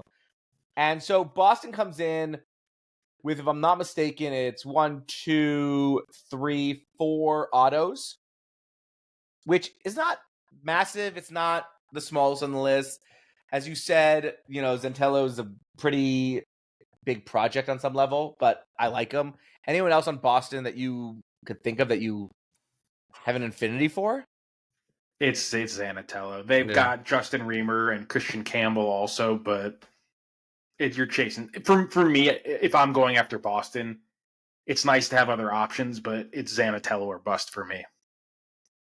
All right, so coming in next are the Chicago Cubs. I'm going to let Bobby. Bobby took Shaw with his second round, so talk about Chicago. You talk a little about Shaw and tell us what else do they have. I mean, I think it's 3 or 4 autos as well in the checklist for them. Yeah, he's I like Matt Shaw a lot. About $200 a case, jumbo case also for them. So they're one of the higher teams. They're in the upper tiers. Yeah, I like him as a chase because a lot of these guys that have high ceilings a lot of the times coming, you get these like Zanatello, we just talked about. They have high ceilings, but they have really low floors. I think the floor on Matt Shaw is really high. I was very vocal about my hatred for Matt Mervis when 2023 Bowman came out and how bad I thought he was going to be. I don't think there's any chance that Matt Shaw is going to be a bad baseball player. I think he's a pretty safe chase for people who want to go after the Cubs. He went him and Tommy Troy are kind of going in the same range. I think Matt Shaw's going a little bit higher, but the first round second base shortstop college guys. I like Matt Shaw as a chase. I think that I think he was the third highest priced in Houdini's auction, so he's not going to be a cheap chase. But like I said, I think he's a really high floor player, and I don't think there's any question that he's going to be a decent, pretty solid pro. We're here, and Landman's busy scooping up teams and breaks right now. Not mine, though. No, you don't have the Red Sox. Do I not have the Red Sox? No, they went quick, I think. No, I got the Red Sox in one jumbo case. We'll talk after this. Oh, 2 jumbo cases. Sorry. Well, I don't know if I have that much, but I do have them available though. Let's talk White Sox. Adam, tell me about the South side. The White Sox are about 100 a case. It's gonna sound bad. I think they're a little too much, but I'm sort of matching everyone else on that one. I wanted to put them lower because I feel like their chases are pretty bad. They have a decent amount this time. So I've gone back and forth on the White Sox. I was a little biased on Jacob Gonzalez, their first round pick, 15th overall out of Ole Miss, shortstop. I saw him as a freshman. He won. I watched a lot of Ole Miss games. I was looking at Gunnar Hoglund a lot, so I saw him play a lot. And Doug Nikhazy, too. Anyone familiar with that. I think he's on the Guardians, was a great college pitcher. So I saw him a lot, and he was freshman. He was the SEC freshman of the year, I believe, and he was great. I thought he was I thought this was a guy who was going to be in contention for first overall pick his year, top 5 kind of guy. And I moved on to different roles in baseball, and I didn't really kind of keep up with the East Coast and the SEC in particular. And he kind of backed up a little bit on me. I think the progression stalled. It's below average power. I think it's solid defense. He has good bat-to-ball skills. It was a bad debut as well. I wonder what you're going to get there. Maybe it's kind of an Elvis Andrew type shortstop you're hoping for. I don't know if he even has that much speed. That's not what you're hoping for hobby-wise. Not hobby-wise. Hobby-wise, no. But, it's still a hit player developmental-wise. And he was a 15th overall pick, so I thought going into this research that he would be a good value, or at least I didn't understand why people kept crapping on the White Sox in this product because they have their first-round pick in it. But we'll see. I mean, it kind of backed up a little bit. And I'm not talking about it backed up when he got drafted. His progression kind of stalled. I think the talent's there. We'll see. I'm not super optimistic about it. He's not somebody I'm personally going to be going after. But for the 15th overall pick, up the middle player, a decent hit tool. We'll see about the power. He could be a steal. He could be worth them. He could be priced right or a little high, like you said. There's a range there that it's not super exciting, but you're also not really gambling a lot in terms of the prices comparative to other teams. And they also Grant Taylor's not bad as a pitching prospect. That's the other guy I like. And he was in the second round. He had Tommy John though. Yeah, he was an LSU guy, I believe, but he pitched out of their bullpen, I believe. I might be confusing him with another. I think that's right. No, you're right. He played 1 year at LSU. He's probably a top 10 pitcher chase in the set this year. I put him more in the flyer with upside. Now, I didn't write up every guy for every team. So if they're on my list, I like them. There's value there, whether or not they're going to be a guy I chase or not. He's very interesting. He was a reliever at LSU. He's got Command issues. He's got command issues. That's the second thing I have him. But it's a live arm. He's got. There's another guy that I don't want to mix him up with. But there are a couple guys like this where it's a big arm. They've got the relief floor, but then in real life, that's great. In hobby, we're going to find out what happens to Mason Miller's value because now he's moved to the pen. And literally just about to go to Mason Miller. Yeah. He just got moved. I mean, he still has a chance to go to start again, but they're going to put him to the pen for a little bit to figure some things out. It will kill his hobby value, like relatively speaking, I think. And it's interesting because we really don't have, if you look at the track record for Bowman, there aren't relievers like Edwin Diaz. Everyone loves Edwin Diaz. Well, maybe Bobby doesn't, but I'm curious when you get this first stud closer, like Edwin Diaz doesn't have cards. Like he doesn't have a Bowman first. I'm curious when you get that guy and he does. Maybe Ben Joyce. Ben Joyce is sort of that guy for the Angels. I don't think he becomes a starter. I know some people disagree with that sentiment. I think he's a great closer. I think he could be a great closer for the Angels or wherever he ends up long term. He's got that electric stuff. And Ben Joyce, I think I know Ben Joyce is the first because I have a bunch of them. I think Ben Joyce and what's his name? Grant are very similar in that sense of like starting. You got to get really lucky for them to start, and they're not going to be deep pitchers. And I actually, in a weird way, you don't want them to be starter because if they become a starter, they're a 5-6 inning starter. That's it. And so you have to be really, really good, like Blake Snell was, to sort of be relevant. So you might as well be an elite closer.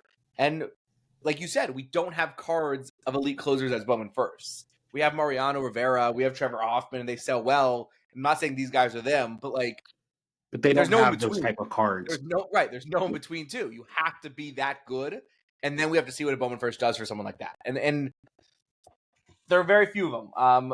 But we're gonna move on to the team that I love to chase. About $100 and $120, Cincinnati Reds. Obviously, Lauder's their number one chase, but they're working on, I think it's 5 or 6 autos, and Ethan O'Donnell is another one that I really like. I think people aren't as high on him as they should be. I think he's got a really good opportunity there. I think if you could find the Reds for $100, which you can, with some breakers, but if you see him at $100 there, that means the other teams are probably higher. You get him. I think you have a great fallback with the Cincinnati Reds. The Reds, you now have the second pick. You're going to be expensive in draft for 2 years now. Like, this is as cheap as you're going to get, and you have good players. We're not going to talk about the Reds because we've gone into them. Bobby, let's talk about the Guardians. We haven't mentioned anything about the Guardians today. I know they have some decent chases. They are running about 140 to 150 in a case. And they've got, 3, 4, 5, 6, 7, 8, 7 or 8 autos. So it's not this is again low floor or high floor. Sorry. Yeah, they I think did a. I guess we talked about. I was gonna say I think that Land may hit on that, but yeah, they're good in this product. They I think that Ralphie Velasquez probably like a top 12 to 15ish chase, if not higher. I think he was the 10th highest in Houdini's 10 caser, but he probably really yeah. But well, so much for my sleep, right. But yeah, they've got they're another one of those teams that, like you said, it's tough to go in on the Wyatt Langfords when you're chasing one auto. It's nice when you have those fallback options. Ralphie Velasquez is a good chase. They have CJ Kafis from I was going to say LSU, Miami. From Miami. Power hitting, first baseman. They also have Clemmy, who's one of maybe a top 10 pitcher in this product. They have a lot of like a ton. They have a lot of his slot was not cheap for where he was drafted, if I'm not mistaken. Yeah. Because what's his name? Because Ralphie was almost $1 million under slot. Yeah. So yeah, I think that they're the solid team. They're not super expensive, and Velasquez is going to be a decent chase, and they've got quite a few B and C options after that. Yeah, if I was going to redo, I didn't realize that about Velasquez. I don't really pay attention. I tried to get a bid in on Noble, and I just couldn't get it to work on my phone, so I just kind of gave up on it. I've never gone after it. It's incredible what he does, though. Mad respect him. He's kind of the guy. Like, he's done a lot for the hobby, actually, which I don't think you can really say of a lot of like breakers. No offense, but I mean, like he's no. I'm a breaker. Cheap on breaks is we talk about tiers. That's 1A. he's Mount Rushmore. It's not even what he does for the hobby, and we're going on a tangent. So if you're not joining BK Breaks, Cheap Fun Breaks is a great secondary option. Now, he's a great option. Look, he's been doing this forever. His knowledge about it is insane. His dedication to it all is top there. His pricing is amazing. He's filling quickly, so you don't have to wait on breaks. And so what Adam's referring to, is, without saying, is for 10 years in a row, he's done 100 cases of Bowman Draft. So what he does is he starts it as a 10-case PYP auction. It's sort of like a blind. It's not an eBay style. So I bid 10, then Adam bids 30, then the next guy bids 100. Like there's no you don't get him for 31. Max you get him for 100. Yeah, you get him for 100, and then he will extrapolate that number over 100 cases and give the person who won the 10 caser the option to buy them in the 100 caser. It's amazing what he's done. So it's great. And he does it on an outdated forum. But he's good. It is that's your free advertisement right there. But I hadn't followed that, so I didn't know. I would have switched. My next sleeper would have been Clemmy. I don't know what he went for, but I mean he's a left-handed high school pitcher, second round pick, 6'6". He's got a plus fastball, potential for plus curveball, developing changeup. And again, risky. I have it written right here on my notes. High school pitching is very risky for the hobby and just in general. So I love the potential, but buyer be warned. And I want to throw one thing to Bob here. On my CJ Kafis note, I had a Kyle Manzardo comp. I wonder what you thought of that. I think he's got more power. No? Did he not hit for more power in college than Manzardo did? I think it's a little less. Is it really? But he's got a little bit more athleticism. I think he might be able to play a corner outfield spot. Oh, yeah. I guess he didn't really. Yeah, you're not wrong. More walks than strikeouts, 13 home runs in 62 games last year. Yeah. Yeah, I don't hate that. I love a Kyle Manzardo. Well, we'll see. I mean, look, you never know with these guys. Right. You never know. Right. But that's just when I looked into him, that's who he really reminded me of. Yeah, because you don't see many, hit over power first baseman. That's kind of like a. I think there's one more in this product, and that's kind of it. Yeah. Yeah. So then up next would be the Colorado Rockies. Rockies are at $80. They're sort of thin. Not that they're bad, but Cole Carriage is outfielder. He's a decent chase. He's not bad. After that, you have 4 pitchers, I believe it is. And they're not, at least from my research, they're not high ceiling dudes by any stretch of the imagination. No one who pitches you're just chasing Cole. Denver is a high ceiling pitcher. Right. So you're just chasing Cole, and you also have to trust Colorado Development League, which has not been the best track record. But he's interesting. They're cheap. Yeah, they're cheap. He's interesting. He has potential in Colorado, out of Colorado. He's a good chase under $100. That's all we're gonna say about Colorado. He had a great debut. I don't think I'm gonna be the high man on him, but he did really well. Is an aggressive approach. This is, I think, the second team we've gotten to where we're missing a player. They don't have their first round pick, top 10 pick, Chase Dollander, pitcher out of Tennessee. I actually didn't write it down for the Red Sox that they didn't have Teal because I was so excited about Zanatella. Yep. And so we move on to the Detroit Tigers, who has one of the top chases. We've talked about Max Clark. Talked about him a lot. We've talked about him a lot. In previous podcasts. Max Clark is probably one of 3-4 tier 1 players. He's the guy. I don't know if we need to say more about Max Clark. If you're spending $250, you're spending on Max Clark. His ceiling is pretty high. His floor is pretty high as well, relatively speaking. After Max Clark, you've got Paul Wilson. You got Paul Wilson and Max Anderson. I've heard some people like a decent amount. He was their second round pick, and then you only have one more, so you only have 4 autos. You have Jaden Ham. So you do have some fallback. It's not a big landing zone, but you do have a zone. It's not Wyatt Langford or bust. So it's not Max Clark or bust, but it's a pretty big gap between Max Clark and whoever's next. So grain of salt with Detroit. I like Clark enough to snag him in a random case. He's a top chase. I think Paul. I mean, I know people like Max Anderson. I think Paul Wilson is interesting. I don't know about Max Anderson, but you just never know with these guys. So now we get to probably the worst checklist. The Houston Astros. Oh man! I mean, you know what's funny is Houston Astros. I just wrote no. You know what's funny is that I forgot that they had an auto. So the next alphabetically, I thought you were about to say that the Royals were the worst, and I was about to be like, "Whoa, oh really? Whoa, hold the Royals aren't actually hold the bad. phone." So Houston Astros are going for $40 in a case. They've got Cam Fisher, and that's. And I've seen them at 39 if you're really trying to shop around. But they have Cam Fisher and Jace what? Chase Jaworski, but he doesn't have autos. Yeah, right. It's just Cam Fisher. So you have nothing. If you're buying the Astros, you're an Astro fan most likely, and it's relatively that simple. Or you're related to Cam Fisher, the Astros organization, right? Fisher, that's it.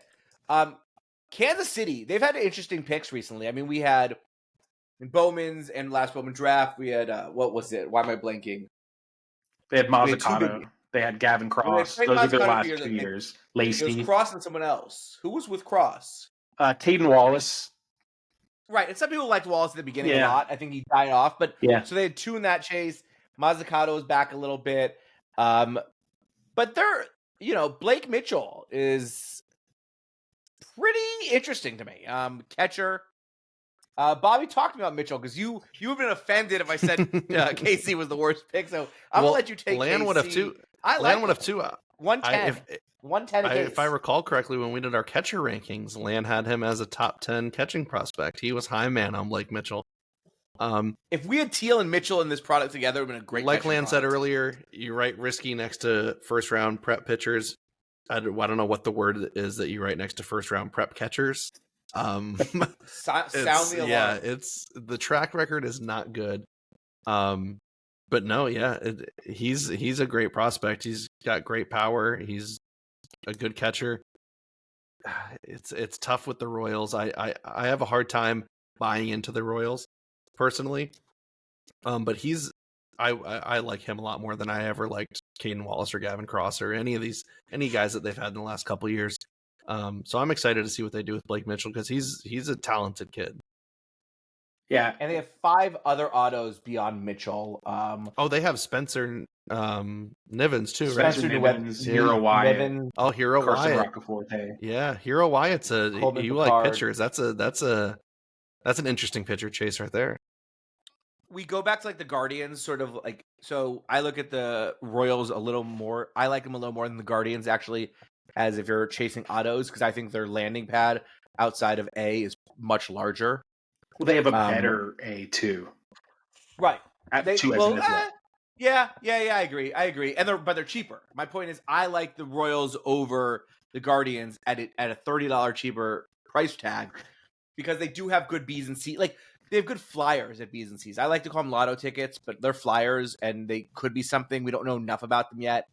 But that's the Royals. We'll go to my depression of the Angels. Maybe it's good for me. Maybe it's not. They left. We talked about a little bit. They left Nolan Shanuel off the auto checklist and off the checklist completely this year.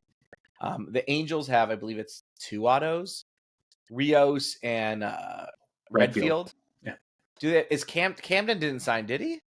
No, it's just Rios. Camden and Chris Clark. Right. So 2 autos. I'm not excited about either one of them. People like Rios. People like Rios. They're $60. They're a little above Houston because Rios does have a higher upside than Fisher, I think. But at the same time, much better, yeah. It's an Angels play. I'll be honest. I think all my 7 breaks, the Angels they've been taken once, and that was in a closeout deal because that's the only way I could get rid of them. Angels are not exciting. I took the Angels in one case because I'm an Angel fan. That is the only reason to take the Angels. Now we get to an interesting one. They don't have a lot, the Dodgers. But it's the Dodgers. And they develop well. and they draft well, and they do things well, and they're a great organization as much as I hate it. Bobby, I'm gonna let you take it away actually, because the three of us have a text chain, and now we know what type of players each of us like go after. And Bobby texted me late last night. He goes, Brett, I found your sleeper. It did. And it's only yours. So take it away, Bobby. Talking about the Dodgers, because I can't talk about them, because if they take my man away from me by the end of this week, they're going to. I don't know what I'm going to do myself. Shut up! Yeah, the chase for the Dodgers is Kendall George. I don't think that he'll be a popular chase. He'll be in like the mid-tier, mostly because of the lack of power, which we talked about in the hobby. That's not, if you don't have power, usually your cards don't sell. But he's got a great hit tool, great OBP. I think I was sending you the stats the other day, like over 450 in A-ball. He's only like 18 years old. It was and really like you good. said, the Dodgers develop very well.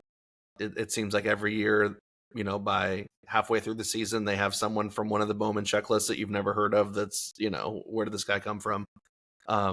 So yeah, if you want to, I think you said on a previous podcast, like sometimes when they're cheap in products, you buy them just because they're the Dodgers and just hope that, one of these guys figures it out. In the Rays. And if you're buying the Dodgers in this product, Kendall George is the guy that you're hoping puts it together.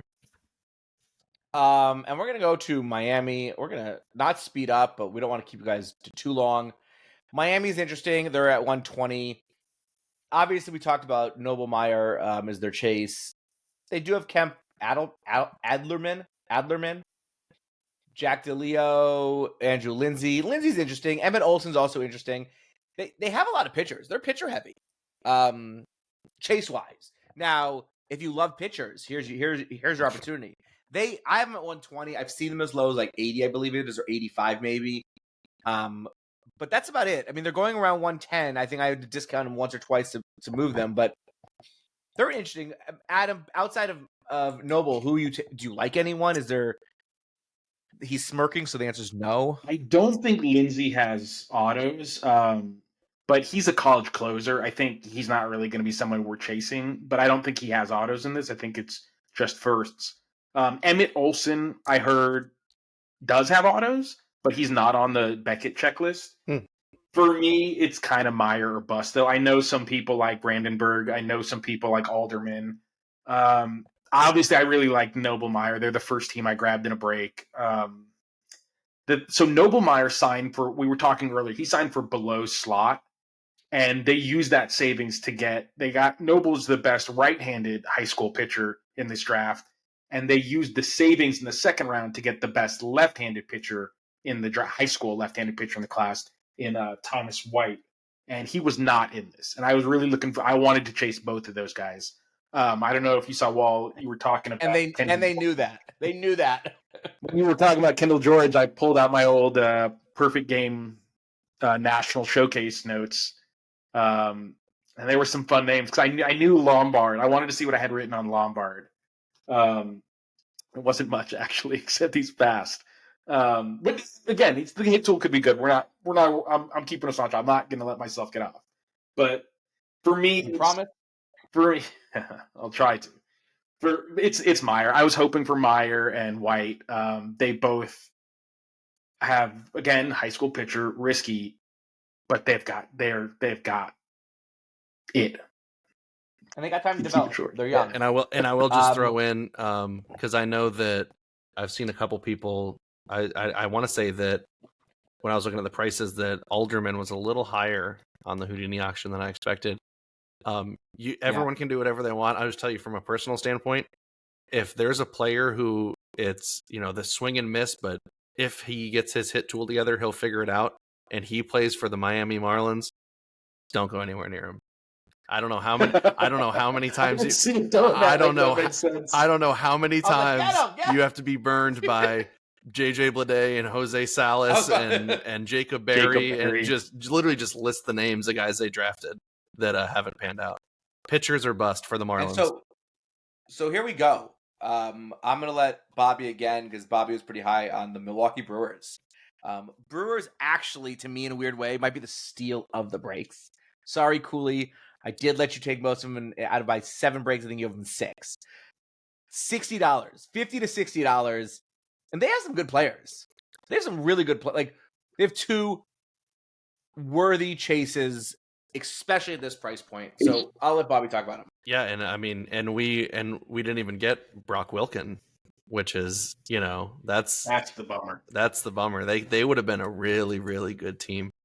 But again, they still have Bove and Batani, who I talked about. Yep. But yeah, you said they were $60 a case.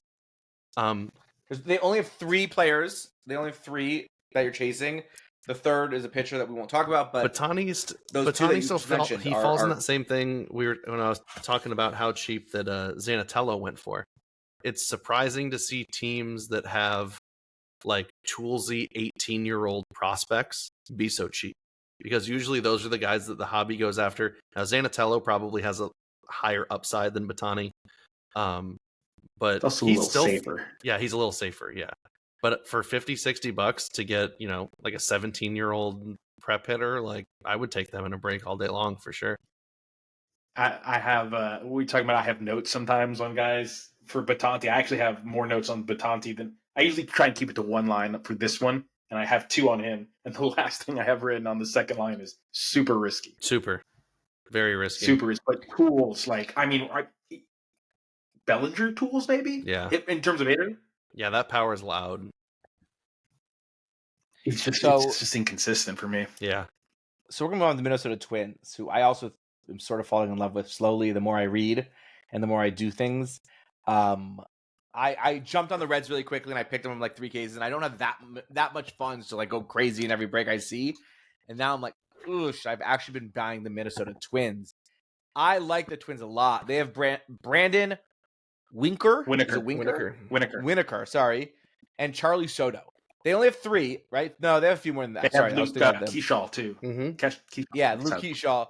I think Soto and Winokur very, very. I like them a lot actually. Soto, I believe, was a compensation round if I'm not mistaken, in the 30s, 34th overall, 34th, and Winokur has a lot of potential. I think at $100, and when I say I like them a lot, I'm talking now. We're talking price opportunity almost, and I think $100 in the release of the year essentially, for 2 guys that I think have a potential to be really contributing members of their Major League Baseball club in the next few years. I think the Twins are a no-brainer. Don't pimp them out too much, because this is the team. It was the Guardians and the Twins. When I went through this exercise for this, these are the teams that are kind of popping out to me that, okay, these will be my value teams. Because the Twins have one of the best guys in draft. He just wasn't in the product, in Walker Jenkins. But my final sleeper is Charlie Soto. Again, I didn't look at this Cheap Fun Breaks 10 case list, so he could have been high. He's a pitcher, though. 6'5", right-hander. He was 17 years old when the draft hit. One of the youngest guys in the drafts. Big fastball. We'll see about the secondary stuff. He throws a slider, throws a splitter. This is a guy. This was my last sleeper in terms of the middle, kind of not like way off the radar, but not those top 1-2 tier guys. So Knack, if you're listening, he took him in like 5 of my cases. The Twins are a good move. They really are. It's a smart play. I think if you're looking to in the one I wanted. Did I Prime Chucks? Yeah. No. I never used Discord. I gotta get better about that. I took him in Coolies. Yeah. Didn't I? Yeah. I took the Royals and I switched to the Twins. That's what I remember. Yeah. And so you'll see me, guys. By the way, as a breaker, you'll see me shout out if you guys are looking for other breaks besides me. And if you're Cooley is a great breaker on Twitter. Prime Chuck's a Discord, but you can follow him on Twitter. He usually has the cheapest, even cheaper than me. I won't lie. And Prime Chuck works with Kareem. Dan is great, but Dan's not doing Bowman for us. So and Cheap Fun Breaks. No Flow's great. I haven't seen. Have they posted anything yet though? I think they just came out with theirs. They will. So Enzo and Pop, but Enzo's who I talk to more. They got great stuff over at District. I'm not here to just like say, hey, just join my breaks. These are great breakers that you should be looking at. Good communities. They all have different pricing. Great community. So if you were talking about the Twins being a good value team, I can tell you right now because I had it pulled up on Houdini's 10 caser. Charlie Soto went for $235. Okay. And right there around Brandon Noble. Whitaker Right went around for Noble. Noble went for like $100 more. and Brandon Whitaker went for $575. Wow. Well, I'm glad I didn't say sleeper. he was a sleeper. None of these are sleepers, but let's Well, keep Charlie. going because we're going to talk. But We're gonna talk Whitaker's about, 5 tools. yeah. I mean, he's got great potential. No, he's Yeah. great. And then for Keshaw too is a $100. good. You know what? This is the guy I was waiting for. Sorry, last one. I don't want to throw him away. Keshaw, he's got good speed, high floor, not a great ceiling. I get a lot of Connor Norby vibes. Maybe less strikeouts. All right. And that was a third chase for the Orioles. And he turned into be maybe somebody okay. Yep. And he had good hobby value when we talk about like trying to make your money back in any way. Let's go to the Big Apple. We talked about Hawk. Colin Hawk is maybe a top 5 chase, depending on who you're talking to. If he's not a tier 1 guy to you, he's a high tier 2 guy. So outside of Hawk, they don't have much. They have, what is it, AJ Ewing? And AJ your boy Ewing, McLean. Look at my AJ Ewing notes. And I have And this your boy weird... McLean. So we talked about this. I go through these lists and I look at their rankings. I look where they're pushed. And sometimes without looking at stats, a player will jump out to me and then I'll look at their stats. I'm like, oh, McLean's that guy for me this year. I don't know if I'm going to chase the Mets just because a lot of these like flyers I take are under 100 and the Mets are not going to drop that low because How much of are the Hawk. Mets doing right now? I have them at 130. They go around 130, 120, 130. That's not bad. Where have you seen them? It's not bad. No, they're not in the 200 because I mean, for having two high school hitters and yeah, being the Mets, and what's interesting is they didn't snap go, so they're priced well. Actually, they're priced right because it wasn't like, oh, let's pick them up. Like I could have put Seattle 300, and I still think Seattle would have went. I didn't, but I could have. The Mets, I think if I put it at 150, they're still sitting on my board. I think they were at 160, and they weren't going. I had to discount them. Yeah. Then is there anyone else we've covered about Hawk. I just wanted, I'm surprised. I guess y'all talked to when I was in the office. No, it was text message. it was when he was in the in the office. Oh, it was. You're right. It was what he was finishing his workday, guys. When I was talking about Grant Taylor, I said I was mixing him up with somebody else, and it was McLean. There's something about McLean. I think there's a lot of potential there. I like him as a low dude. He's the guy I'm going to be eBaying a lot. Darks, yeah, he's a sleeper. Like he's like more so than Hurley. He's a 2-way player. Can't hit. He's a pitcher. In my mind, he's a pitcher. He's a pitcher. It's not, but he's got good potential, and that's the one where I didn't write this on Taylor, but it is the same. But it's mid-rotation potential, and his floor is a relief pitcher, and it's a late-inning relief pitcher if he gets to the majors. He also played football, if I'm not mistaken. Like, he's never concentrated on hitting. I think that was football. Or Huck. No, I'm pretty sure. No, McLean played football at Oklahoma State, I think. Oh, he might have. I can figure it out. I can find out. Go ahead. A guy like that, once they get him to pitching, I think the sky's the limit for this dude. And even if it's one of those, he could be a reliever, but he's going to be cheap. And just remember, while a lot of these guys are fun fallback options, I know people's eyes light up when they see two-way player. Just remember that most two-way players are more Brendan McKay than they are Shohei Ohtani. There's no one. You're not getting Shohei Ohtani. Oh, Brendan McKay is and then we go to the second or third best success story. Right. The other New York team is $45 a case, less to be desired. Yeah.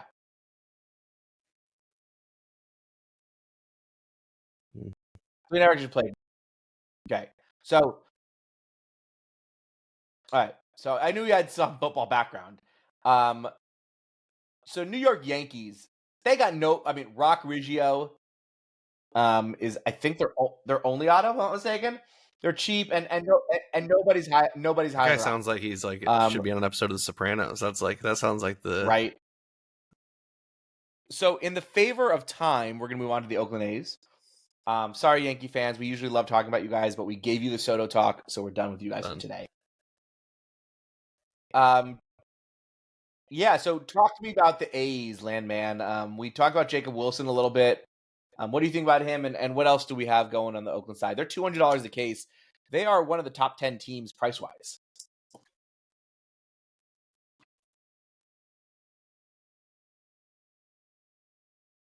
We lost Landman. Not sure how. But then, Bobby, talk to me about Jack Wilson. Yeah, Jack Wilson, he was in the league for a while on the Pirates. But yeah, his son Jacob Wilson, he went to Grand Canyon, I believe it was, right? He's the one who he came from Grand Canyon. That's right. Yeah, he's going to be a popular chase. I think that in the 10 caser, he was like the seventh most expensive or something like that.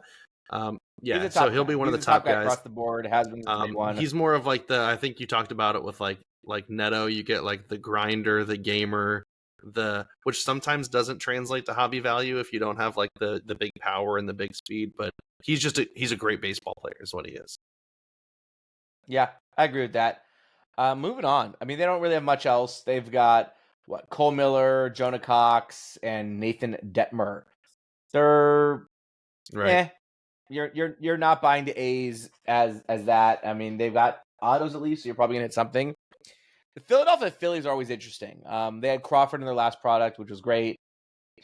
But they don't have anyone great. They have Tayshaun Walton, who I think has some potential, and then Devin, Saltaban. Saltaban. Yeah. That's all they have. They're $80. They're not expensive, but I think it's a good moment to be a Phillies fan for Bowman Draft. I think it's a fun buy at $80. I think they have some potential there. And like I said with the Mets, when you get, and they're a lot cheaper than the Mets, obviously, but when you get into these drafts, any team that you can take that has two like prep hitters, you don't get a ton of those teams where you're going to get a couple 18-year-olds you can hold on to. And the Phillies, especially when they pushed a lot of players to Bowman. So I mean, Tayshaun Walton and Saltaban, both 18 years old. I don't mind them as holds. Landman has returned from the depths of wherever he disappeared to. We're on the phone, but we're talking. We're just finishing up with the Phillies, and they only have two guys, but they're prep bats, and they're under 100, so it's fun. I like the Phillies chase. On that note, let's go to the Pirates, and let's welcome Landman back in the room. Let's not even talk about. We can talk about Skeens. Talk about Skeens, because the reality is, this is a generational talent, and I can't say that more louder. It's just, what's the hobby going to react with him? So, did you finish up with Wilson? We like Son Wilson. Of Jack Wilson. Wilson. Yeah, Cole Miller. I'm also throwing that one out there. High school pitcher. We talked about Cole a little bit. Cole Miller got him. Okay, good. Yeah, I mean, Skeens is. We're just going to see how much he goes for and how well he does. We're talking about somebody who's just the best pitching prospect since you said it's Strasburg. I mean, you had Cole. I'm blanking. Who else? Pryor had a lot of hype. I mean, it's a short list. I remember the Pryor coming out of USC, and he was good. He was a great pitching coach, though. Yeah. And I was like, we were talking about. He is. Yes. This seems like a guy that would be right in Land's wheelhouse. He always kind of likes those perfect game pitchers as B options. But if you chase the Pirates and you miss out on Skeens, Xander is not a terrible B pitcher there. And they're $250 a case, so you need a good backup. Like Texas is an ultimate risk purchase. Right. Pittsburgh has some other players that you could like play with.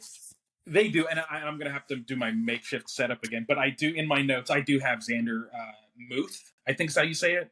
Yeah, 67th overall. They went over slot, $1.8 million to get him.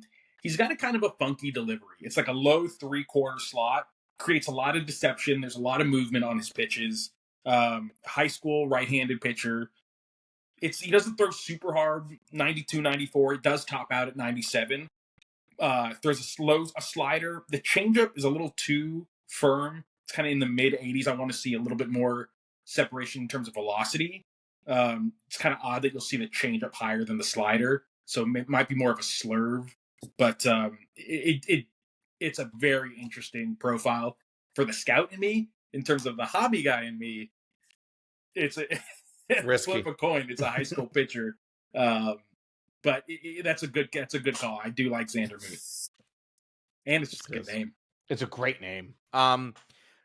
Let's talk Padres. I'm going to let Landman take the Padres. I know they've got one guy that a lot of people seem to be chasing, and I think he went pretty high in Houdini's 10 case, if I'm not mistaken. Homer Bush Jr.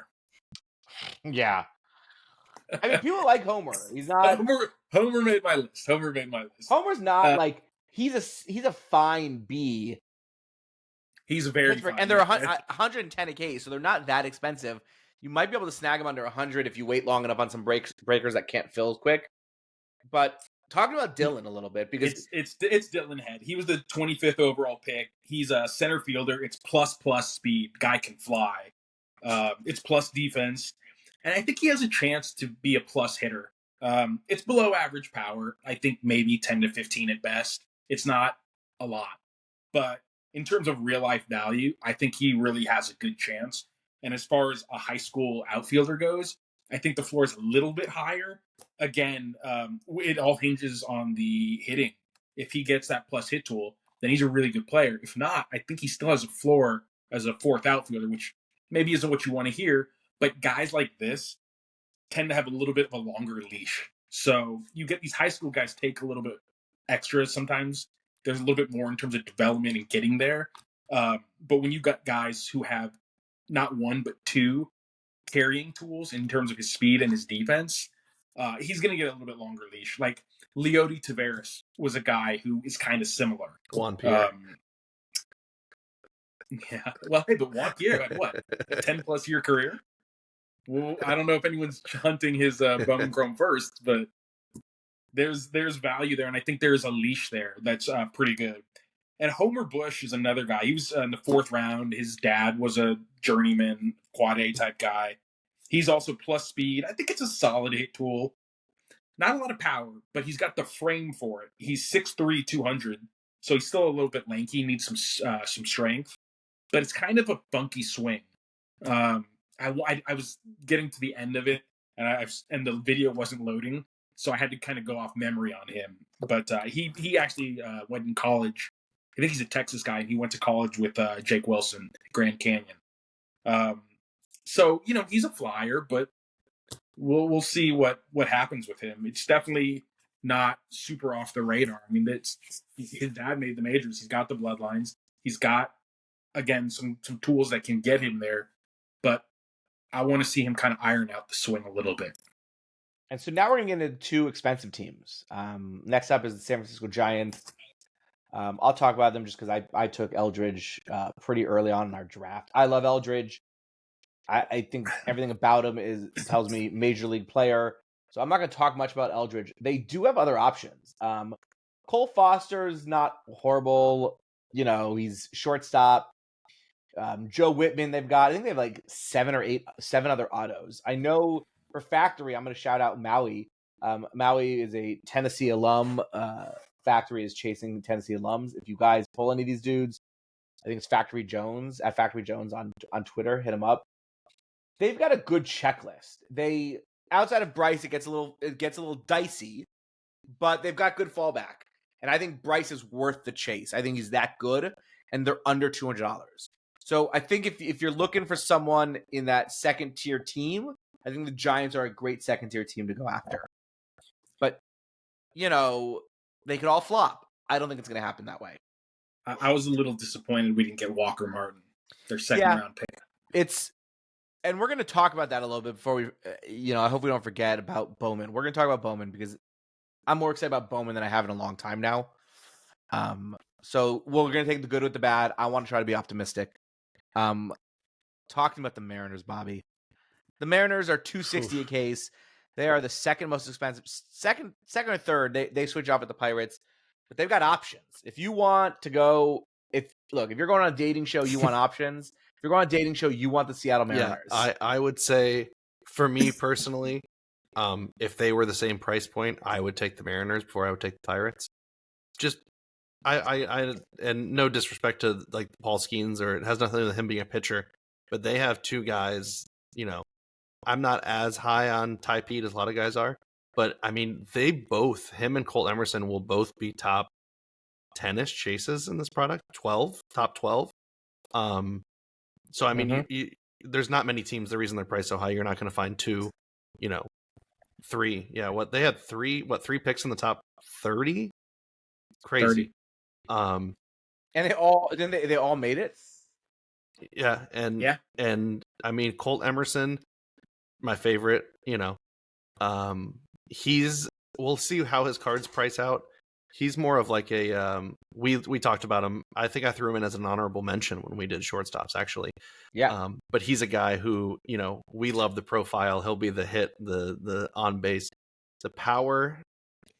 Probably not enough to drive his card prices. Maybe average. Ty Pete is more of the power swinger out of the two of them, but they're both great chases in this product. Like I said, if I'm not going after Wyatt Langford, I would go after that Colt Emerson Ty Pete duo before I would go after Paul Skeens. I know that sounds crazy. I'm a little more bullish on Emerson. Oh, and Joey power. Farmelo. I was like, who's the third one? I'm like, Farmelo was the 29th. I forgot about him. So it went. Colt Emerson went 22nd, Ty Pete went 30th, and Farmelo went 29th. It's Emerson for me though. This was going to be the guy I wanted to chase.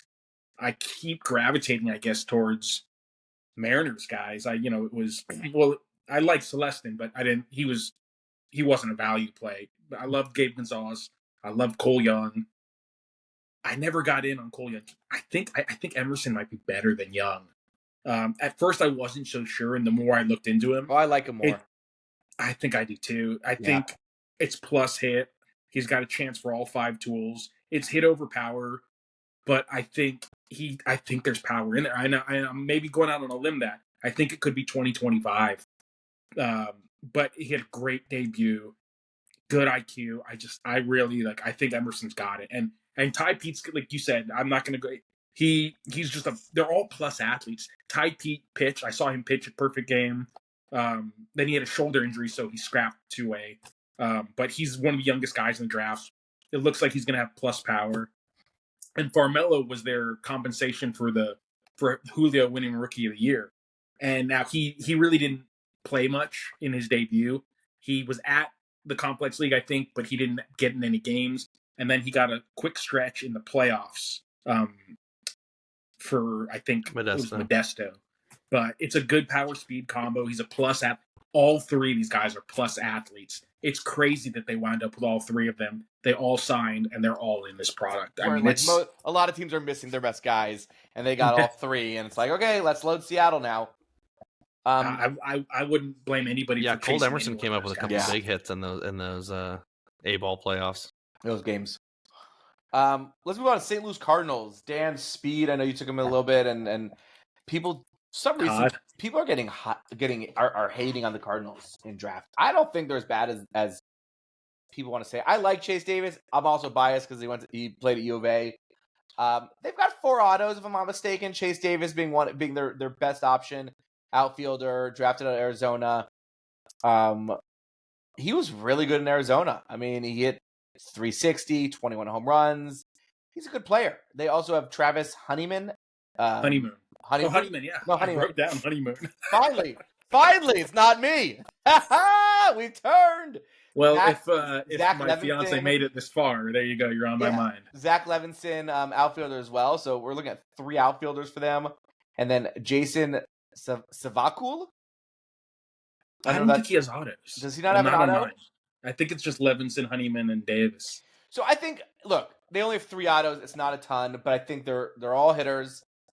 They're all outfielders. I think it's a good flyer at $80, $90. I like them. I think they're getting SHIT'd on a little more than they should be.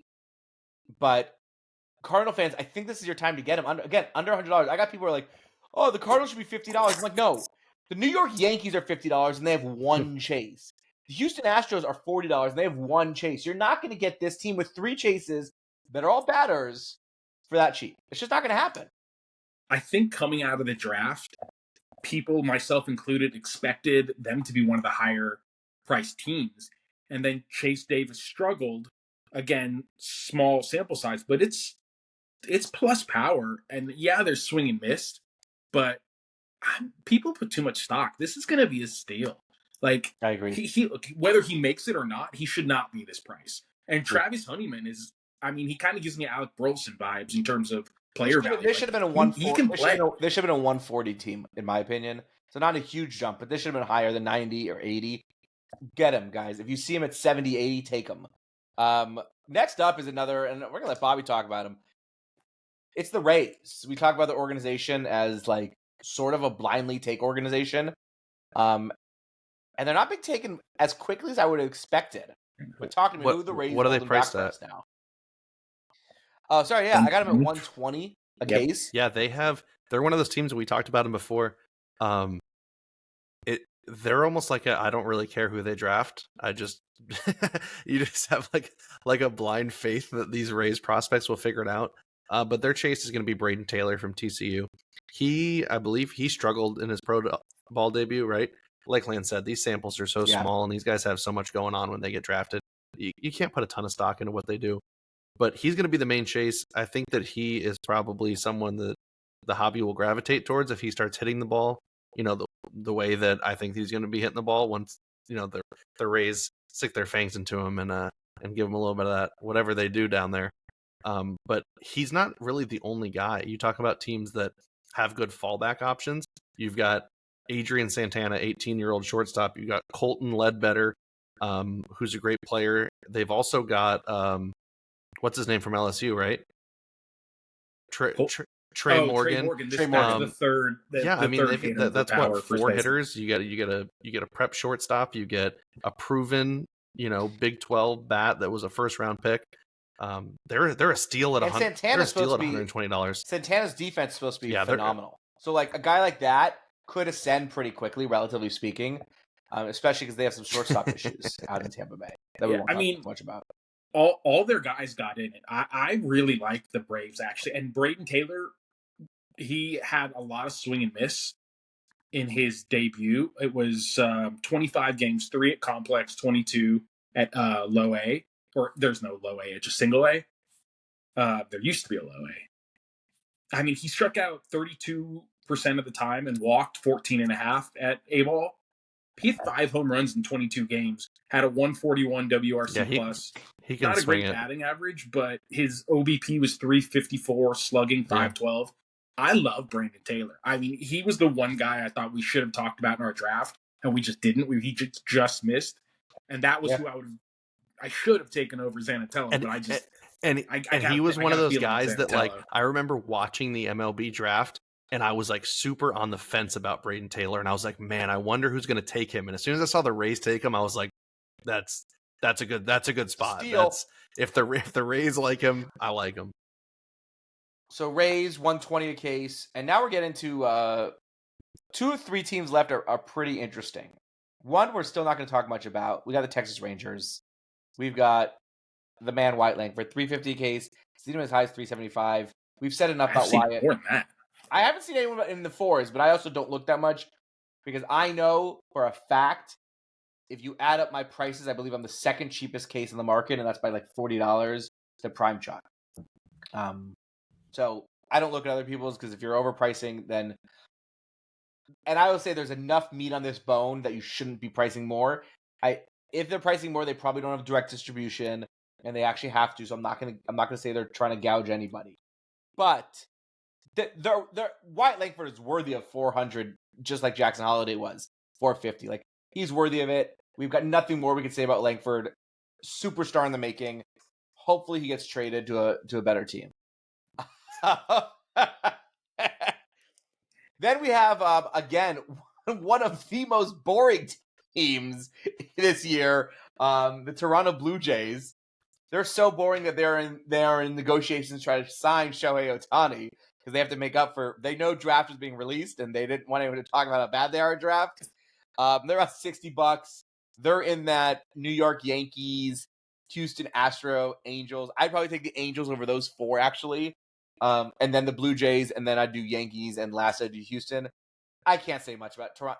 Adam, talk about Toronto if you want. I don't care. They don't have any autos. Watts Brown. He was a pitcher for OSU. I didn't look him up on this. I was a fan. I think he was a 3rd round pick. I mean, that's I know. They had Namala. I can He's tell not in you it. that when They the didn't put checklist came out and I saw the list of first round picks that didn't make it, my first thought was, "Oh, Land's going to be so pissed that Namala isn't in it." Yeah, I would have chased Namala, but you know, and people keep talking about the guys that didn't make it. And when I did this, there were a lot of. I mean, Aiden Miller, Cruz, you knew wasn't going to be in Aiden here. Miller and Heel were the two biggest. The two college catcher being one of the biggest guys, though. No, not I like him. He was in my top 10 catchers. Biggest probably screams of like the hobby world that they were very upset that they were hurt. For me, it was Shanuel, honestly, because that's fair. Yeah, you know he already made his debut. I really wanted to hit him up. I was ready. I was ready to pick him up and mine was probably Walker Jenkins, just because I knew Dylan Cruz was already getting held back. I thought maybe we'd we've known about. Haven't we known about Walker Jenkins for a while? Because they released the Bowman, the 2024 Bowman like artwork and, before draft, and he was on it. Jenkins I remember seeing something like that. I might have missed it. He was and Max Clark was the one in the flower with the flowers, and Jenkins was next to him. I think it was like a red maybe like mock up, but he was already there. So we knew I think we had an understanding that Clark and Jenkins probably weren't going to be put in the same product. And because of that teaser for Bowman, Jenkins is the one who got moved, and we'll talk about that in a second. I think having that's a legitimate point. Having two people of the top 5 not in is a little bit shocking, and maybe that's kind of where this all steamed, because like we didn't get Chase Dolander. Like, I mean, a Rockies pitcher. Like, I'm okay if that's not in there, but I will say this for I've got a lot of friends who are Blue Jays fans. Obviously, I like the Blue Jays. Namala not being in this is not the worst outcome. It doesn't really give you a fun Bowman draft, that's true. But if you just want to chase Blue Jays, it will save money for when you go get those Shohei cards when he signs here. No, but really, Namala is such a toolsy guy, but he's so raw. Now you can kind of get a little look and see how he does before he comes into the next product. And so we'll say that before we get to the next team, actually. The interesting thing about the guys who make it to Bowman, we actually do get some extra at-bats before we get to make a decision and attack. And I was thinking about this today, and so you can speak better this. When's the drop for Bowman? End of April. 24. They announced the date already. It's April 28th, April 29th. Okay, so you will get a little bit of a preview. And that's not like, much, think about, I know on release day, his prices were insane because he had only played 10 games before he got hurt. But you look at how bad that really small sample of Drew Jones was before 2023 Bowman dropped. If he was in 2022 draft, he would have been going for more than Jackson Holiday. I'm 100% convinced. Yeah. No doubt about it. And people saw those those 10 games and they were like, I mean, he was still priced crazy. But he's probably priced higher. He was $450 and draft is a more expensive product. Yeah, the Diamondbacks were big shape, but the Diamondbacks had some fallbacks, if I'm not mistaken. In that, had Davis on De Los Santos, and he wound up going in the Rule 5 draft today or yesterday. Right, but at the time we weren't sure. No, he was a guy. He was a guy. So what I'll say about the Bowman side of things is you get a little look, but also there's more fluctuation in Bowman prices because they continue to play. And like every week, Caminero starts hitting more home runs. Now all of a sudden Tampa Bay's $50 more, and Caminero keeps hitting home runs, and Xavier Isaac takes off. And now that's how you get the Rays doubling in price in a month span. You don't get that in draft for the most part. Unless the price of the product changes in draft, you're going to stay within a 10%, give or take, on both sides. In Bowman, it feels like a stock market. It's a live feed of what is happening and what's going on. And obviously the Drew Jones of the world, they still hold their value, even if they struggle a little bit. They're still going to be a top tier. But it's those secondary players that start, he's batting, his OBP is 500 or 4, whatever. And that was probably all within like a 1 month span that Laz Montes, Michael Arroyo, and Gabby Gonzalez all like went at the same time. Exact same moment. They all start rushing baseballs. Gabby Gonzalez was actually, his cards, I tried to wait a month before I bought any singles. And luckily I jumped the gun a little bit because his prices went up like they've kind of floated back down to close to where they were originally, but still a little bit above that. But they like doubled. And so that's the interesting thing is that when you're going to buy singles in Bowman Draft, you probably can wait. In Bowman, you take a risk. You take a major risk in Bowman. Yes, there's release day built in, but if those players keep playing, that release day built-in does not slow down. Bowman Draft, never heard of him. Roman Anthony was too cheap. And so the last team we'll talk about is the most interesting team, I think. It's the Washington Montreal Nationals. Expos. Montreal Expos is their chase. is their chase. I had him at 250. I've seen him way higher than that. I've seen him in the mid threes to low threes. Tom Brady's your chase. That's it. It's and non-first James Wood. Come on. And non-first, of course. They do have some other guys. They got all their good picks left out, right? Well, obviously they got no Cruz. Yes. They had I think their best pick is a Morales. fourth rounder, or their best. They're top 3, and Sakura, who I love. And I can't believe he went in the third round. 110% on purpose to let. You Brady think that's shine. what it is? So what people don't know is, yes, 100%. I don't think all 3. I think it's a big factor in like maybe 2 of them. But look, Tom Brady. What people don't realize is did sign for 5-star. I think 5 years ago, but nobody cares about 5-star. Tom Brady in a baseball uniform. Like the picture's cool. It's a retro picture. Now, Tom Brady's card is not being treated as a normal card. He's got plenty of inserts, or he's got some inserts, but his auto is 50 or more, or 50 or lower, which I think it comes down to he has 87 autographed cards in the entire set.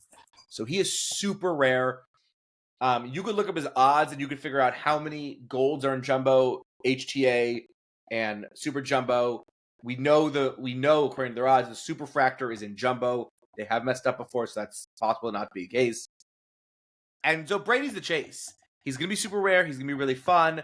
I think they held on to Washington later. I have not seen a single breaker make Tom Brady his own spot, which I've had some Washington fans get mad at me for, because without that, the Nationals are probably $40 to $60. Now, is Tom Brady, the reason I'm doing it this way, and I think a lot of breakers might be doing, is I have a really hard time charging $200 to $300 for a Tom Brady spot when he's this rare. I want them to at least hit something. Yeah. And maybe it's stupid to say that. I was just going to say, like, I'm assuming that those cards are going to sell for crazy amounts, but I still can't imagine that it is worth paying a couple $100 in a break when you're going to get skunked that high of a percentage at the time. Regularly. Yeah, so that's where I land on Brady. I think it's a fun one. So we talked about, that's draft, by the way. That's all 30 teams. I do a paper spot. Most breakers do a paper spot at $60. Ask your breaker, by the way, before you join a break. They have a breaking spot. They might have a paper spot at 60 like myself, but I know if you go to like Blaze or the big hitters like Leighton, they don't have a paper spot and they don't give you paper. There's no, they just throw your paper away. 9 times out of 10. You will get numbered paper though, right? Numbered paper always. Anything with the beautiful gold numbers on it, you get colored paper, but you don't get, even though Max Clark is a great guy, you're not getting his first. The reality is, on Tuesday, I am ripping 8 cases, 2 of which are HTA, so there's no paper. And sorting the paper would take me 5 days. And there's not enough profit for me to do that. B, it's just not worth it, because 97% of the paper is literally worthless within a month, basically. And the other 3% is basically worthless 2 months after that. Ellie De La Cruz's paper was very rare. Like, PSA 10s were going there for like $50, $60, and that's like best case scenario. So paper's made for signing at if you want to go see them in minor league, that's where you do it. So you buy the paper slot, maybe set collecting. I know people buy the sets for like $40. But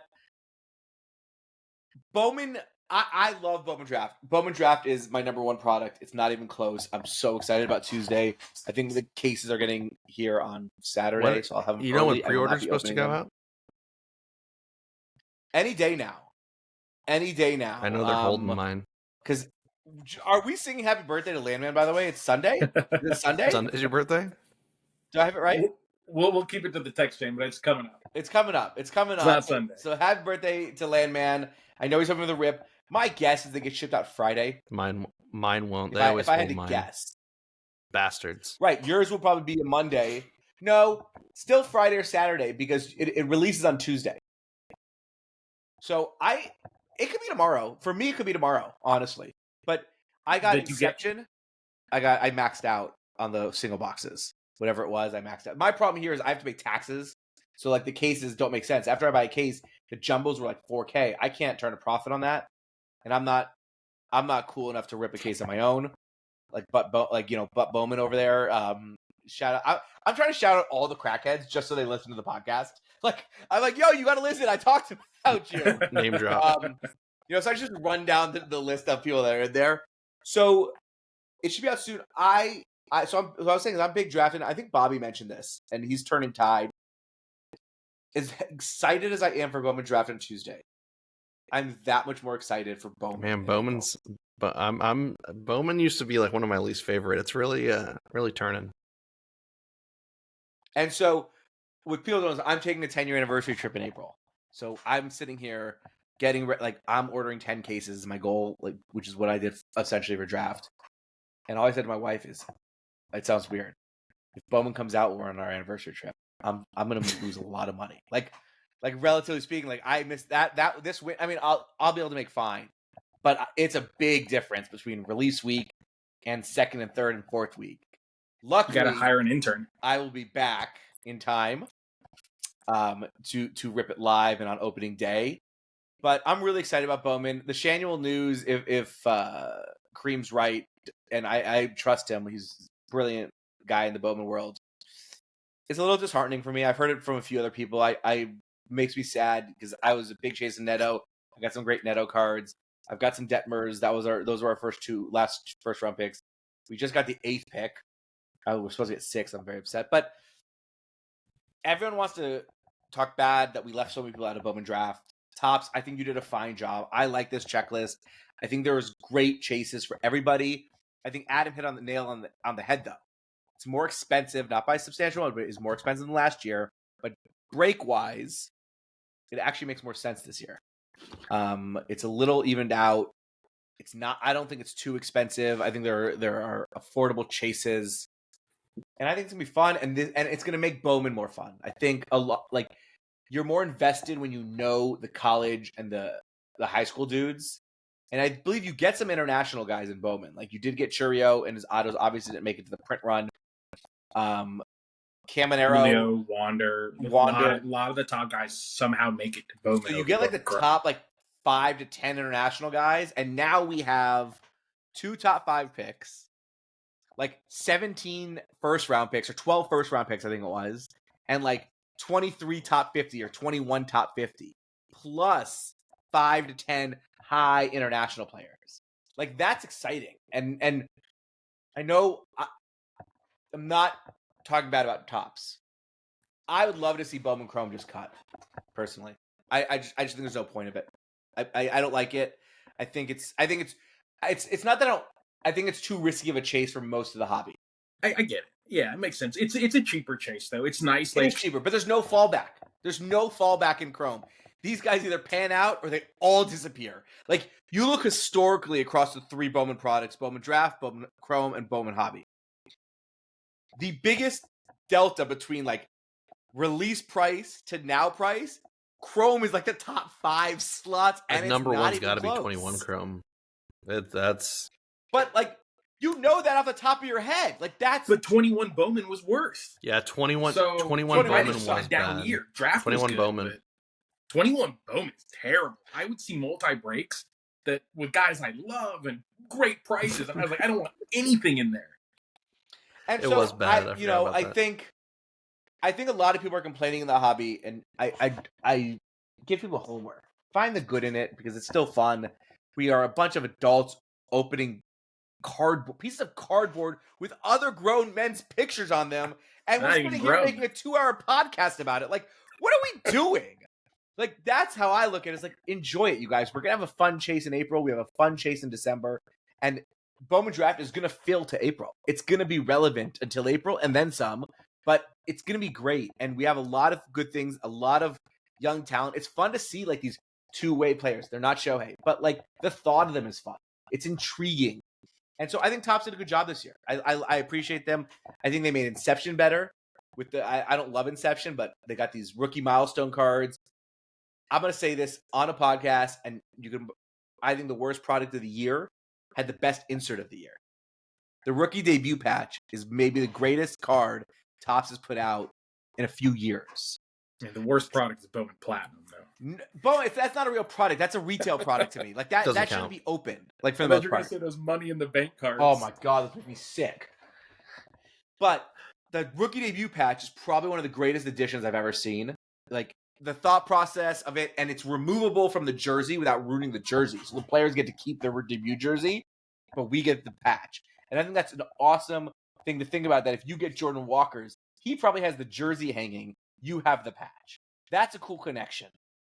But the Topps Chrome update checklist, the set was one of the worst things I've ever opened in my life.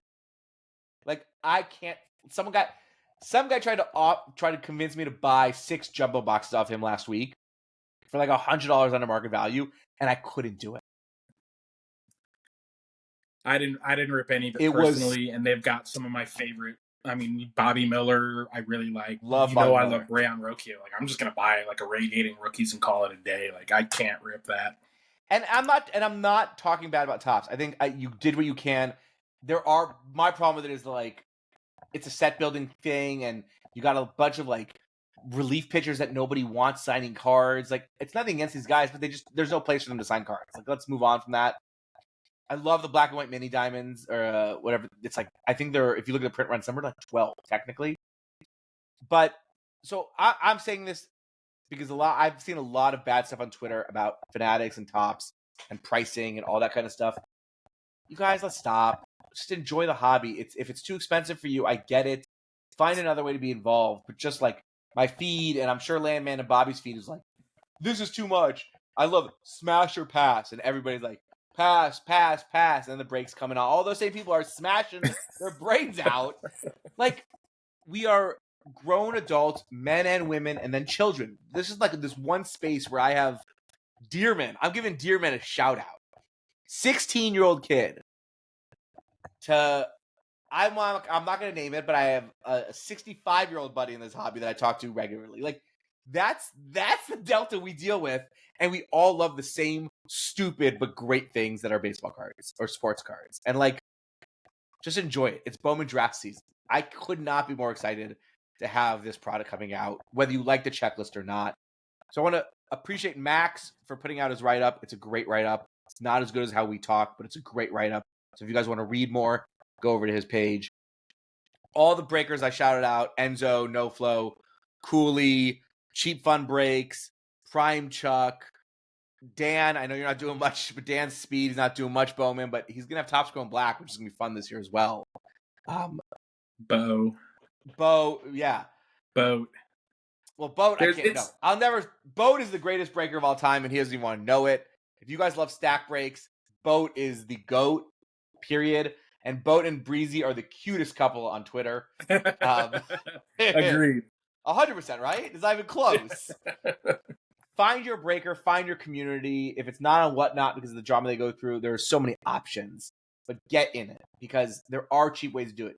PYP is a very cheap, affordable way to chase a player you want. I know you're not ripping it yourself. I know you're not getting a box. You might not get an auto, but it's being part of that community, and it's fun. And at the end of the day, you get to watch these players on TV and have some fun with them. So anything else you guys want to add before we sign off? Special episode number 2, Bowman Draft 2023, Tuesday, December 12th. We are 6 days away or so, give or take. I'll just add that in the event that I get my boxes a day or two before release, I'm ripping them live on stream. And anyone who complains about me opening boxes early we'll just beep the next sentence out.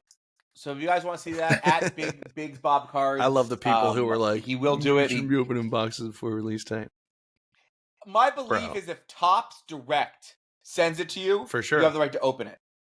For me, you can get in trouble. I get that. Yeah. I get in trouble, And I don't want to break that. And that's what you see a lot of Whatnot. But like if I have live sometimes. if I have an LCS that I'm tight with and they sell me boxes early and I don't disclose who I got them from, I'm opening them. No farm for sure. No harm, no foul. So like if I get mine from Topps and I want to rip one, I'm going to rip one. I don't care. But the other stuff, I get the frustration. I think the frustration is like if you open and you pull that 101, you ruin the chase for everybody else. That Tom Brady Superfractor auto will be on eBay before release. I'm pulling it. Imagine if that's the first Bowman Draft card for sale. Adam, what do you want to say about draft before we sign off? It's just a fun time. Yeah, let's enjoy it. We talked about, let's see my checklist. We got draft. We talked about pitchers. We talked about Evan Carter, James Wood, and Roman Anthony. I mean, Evan Carter just hit a home run. I'm sure he did somewhere. So we will be coming with you next. I believe we have the AL Central to do, and then we got 5 more divisions. Ranger hat on Landman. Landman113 at BD Kleinman or at Rare Brett. Enjoy your night. Enjoy Bowman. Enjoy Bowman's season. This is the Holy Grail. I think Bowman's going to be really fun, but right now, this is the best product of the year. It's the most desired. Stop complaining about it. Let's have some fun. Enjoy the hobby. Peace.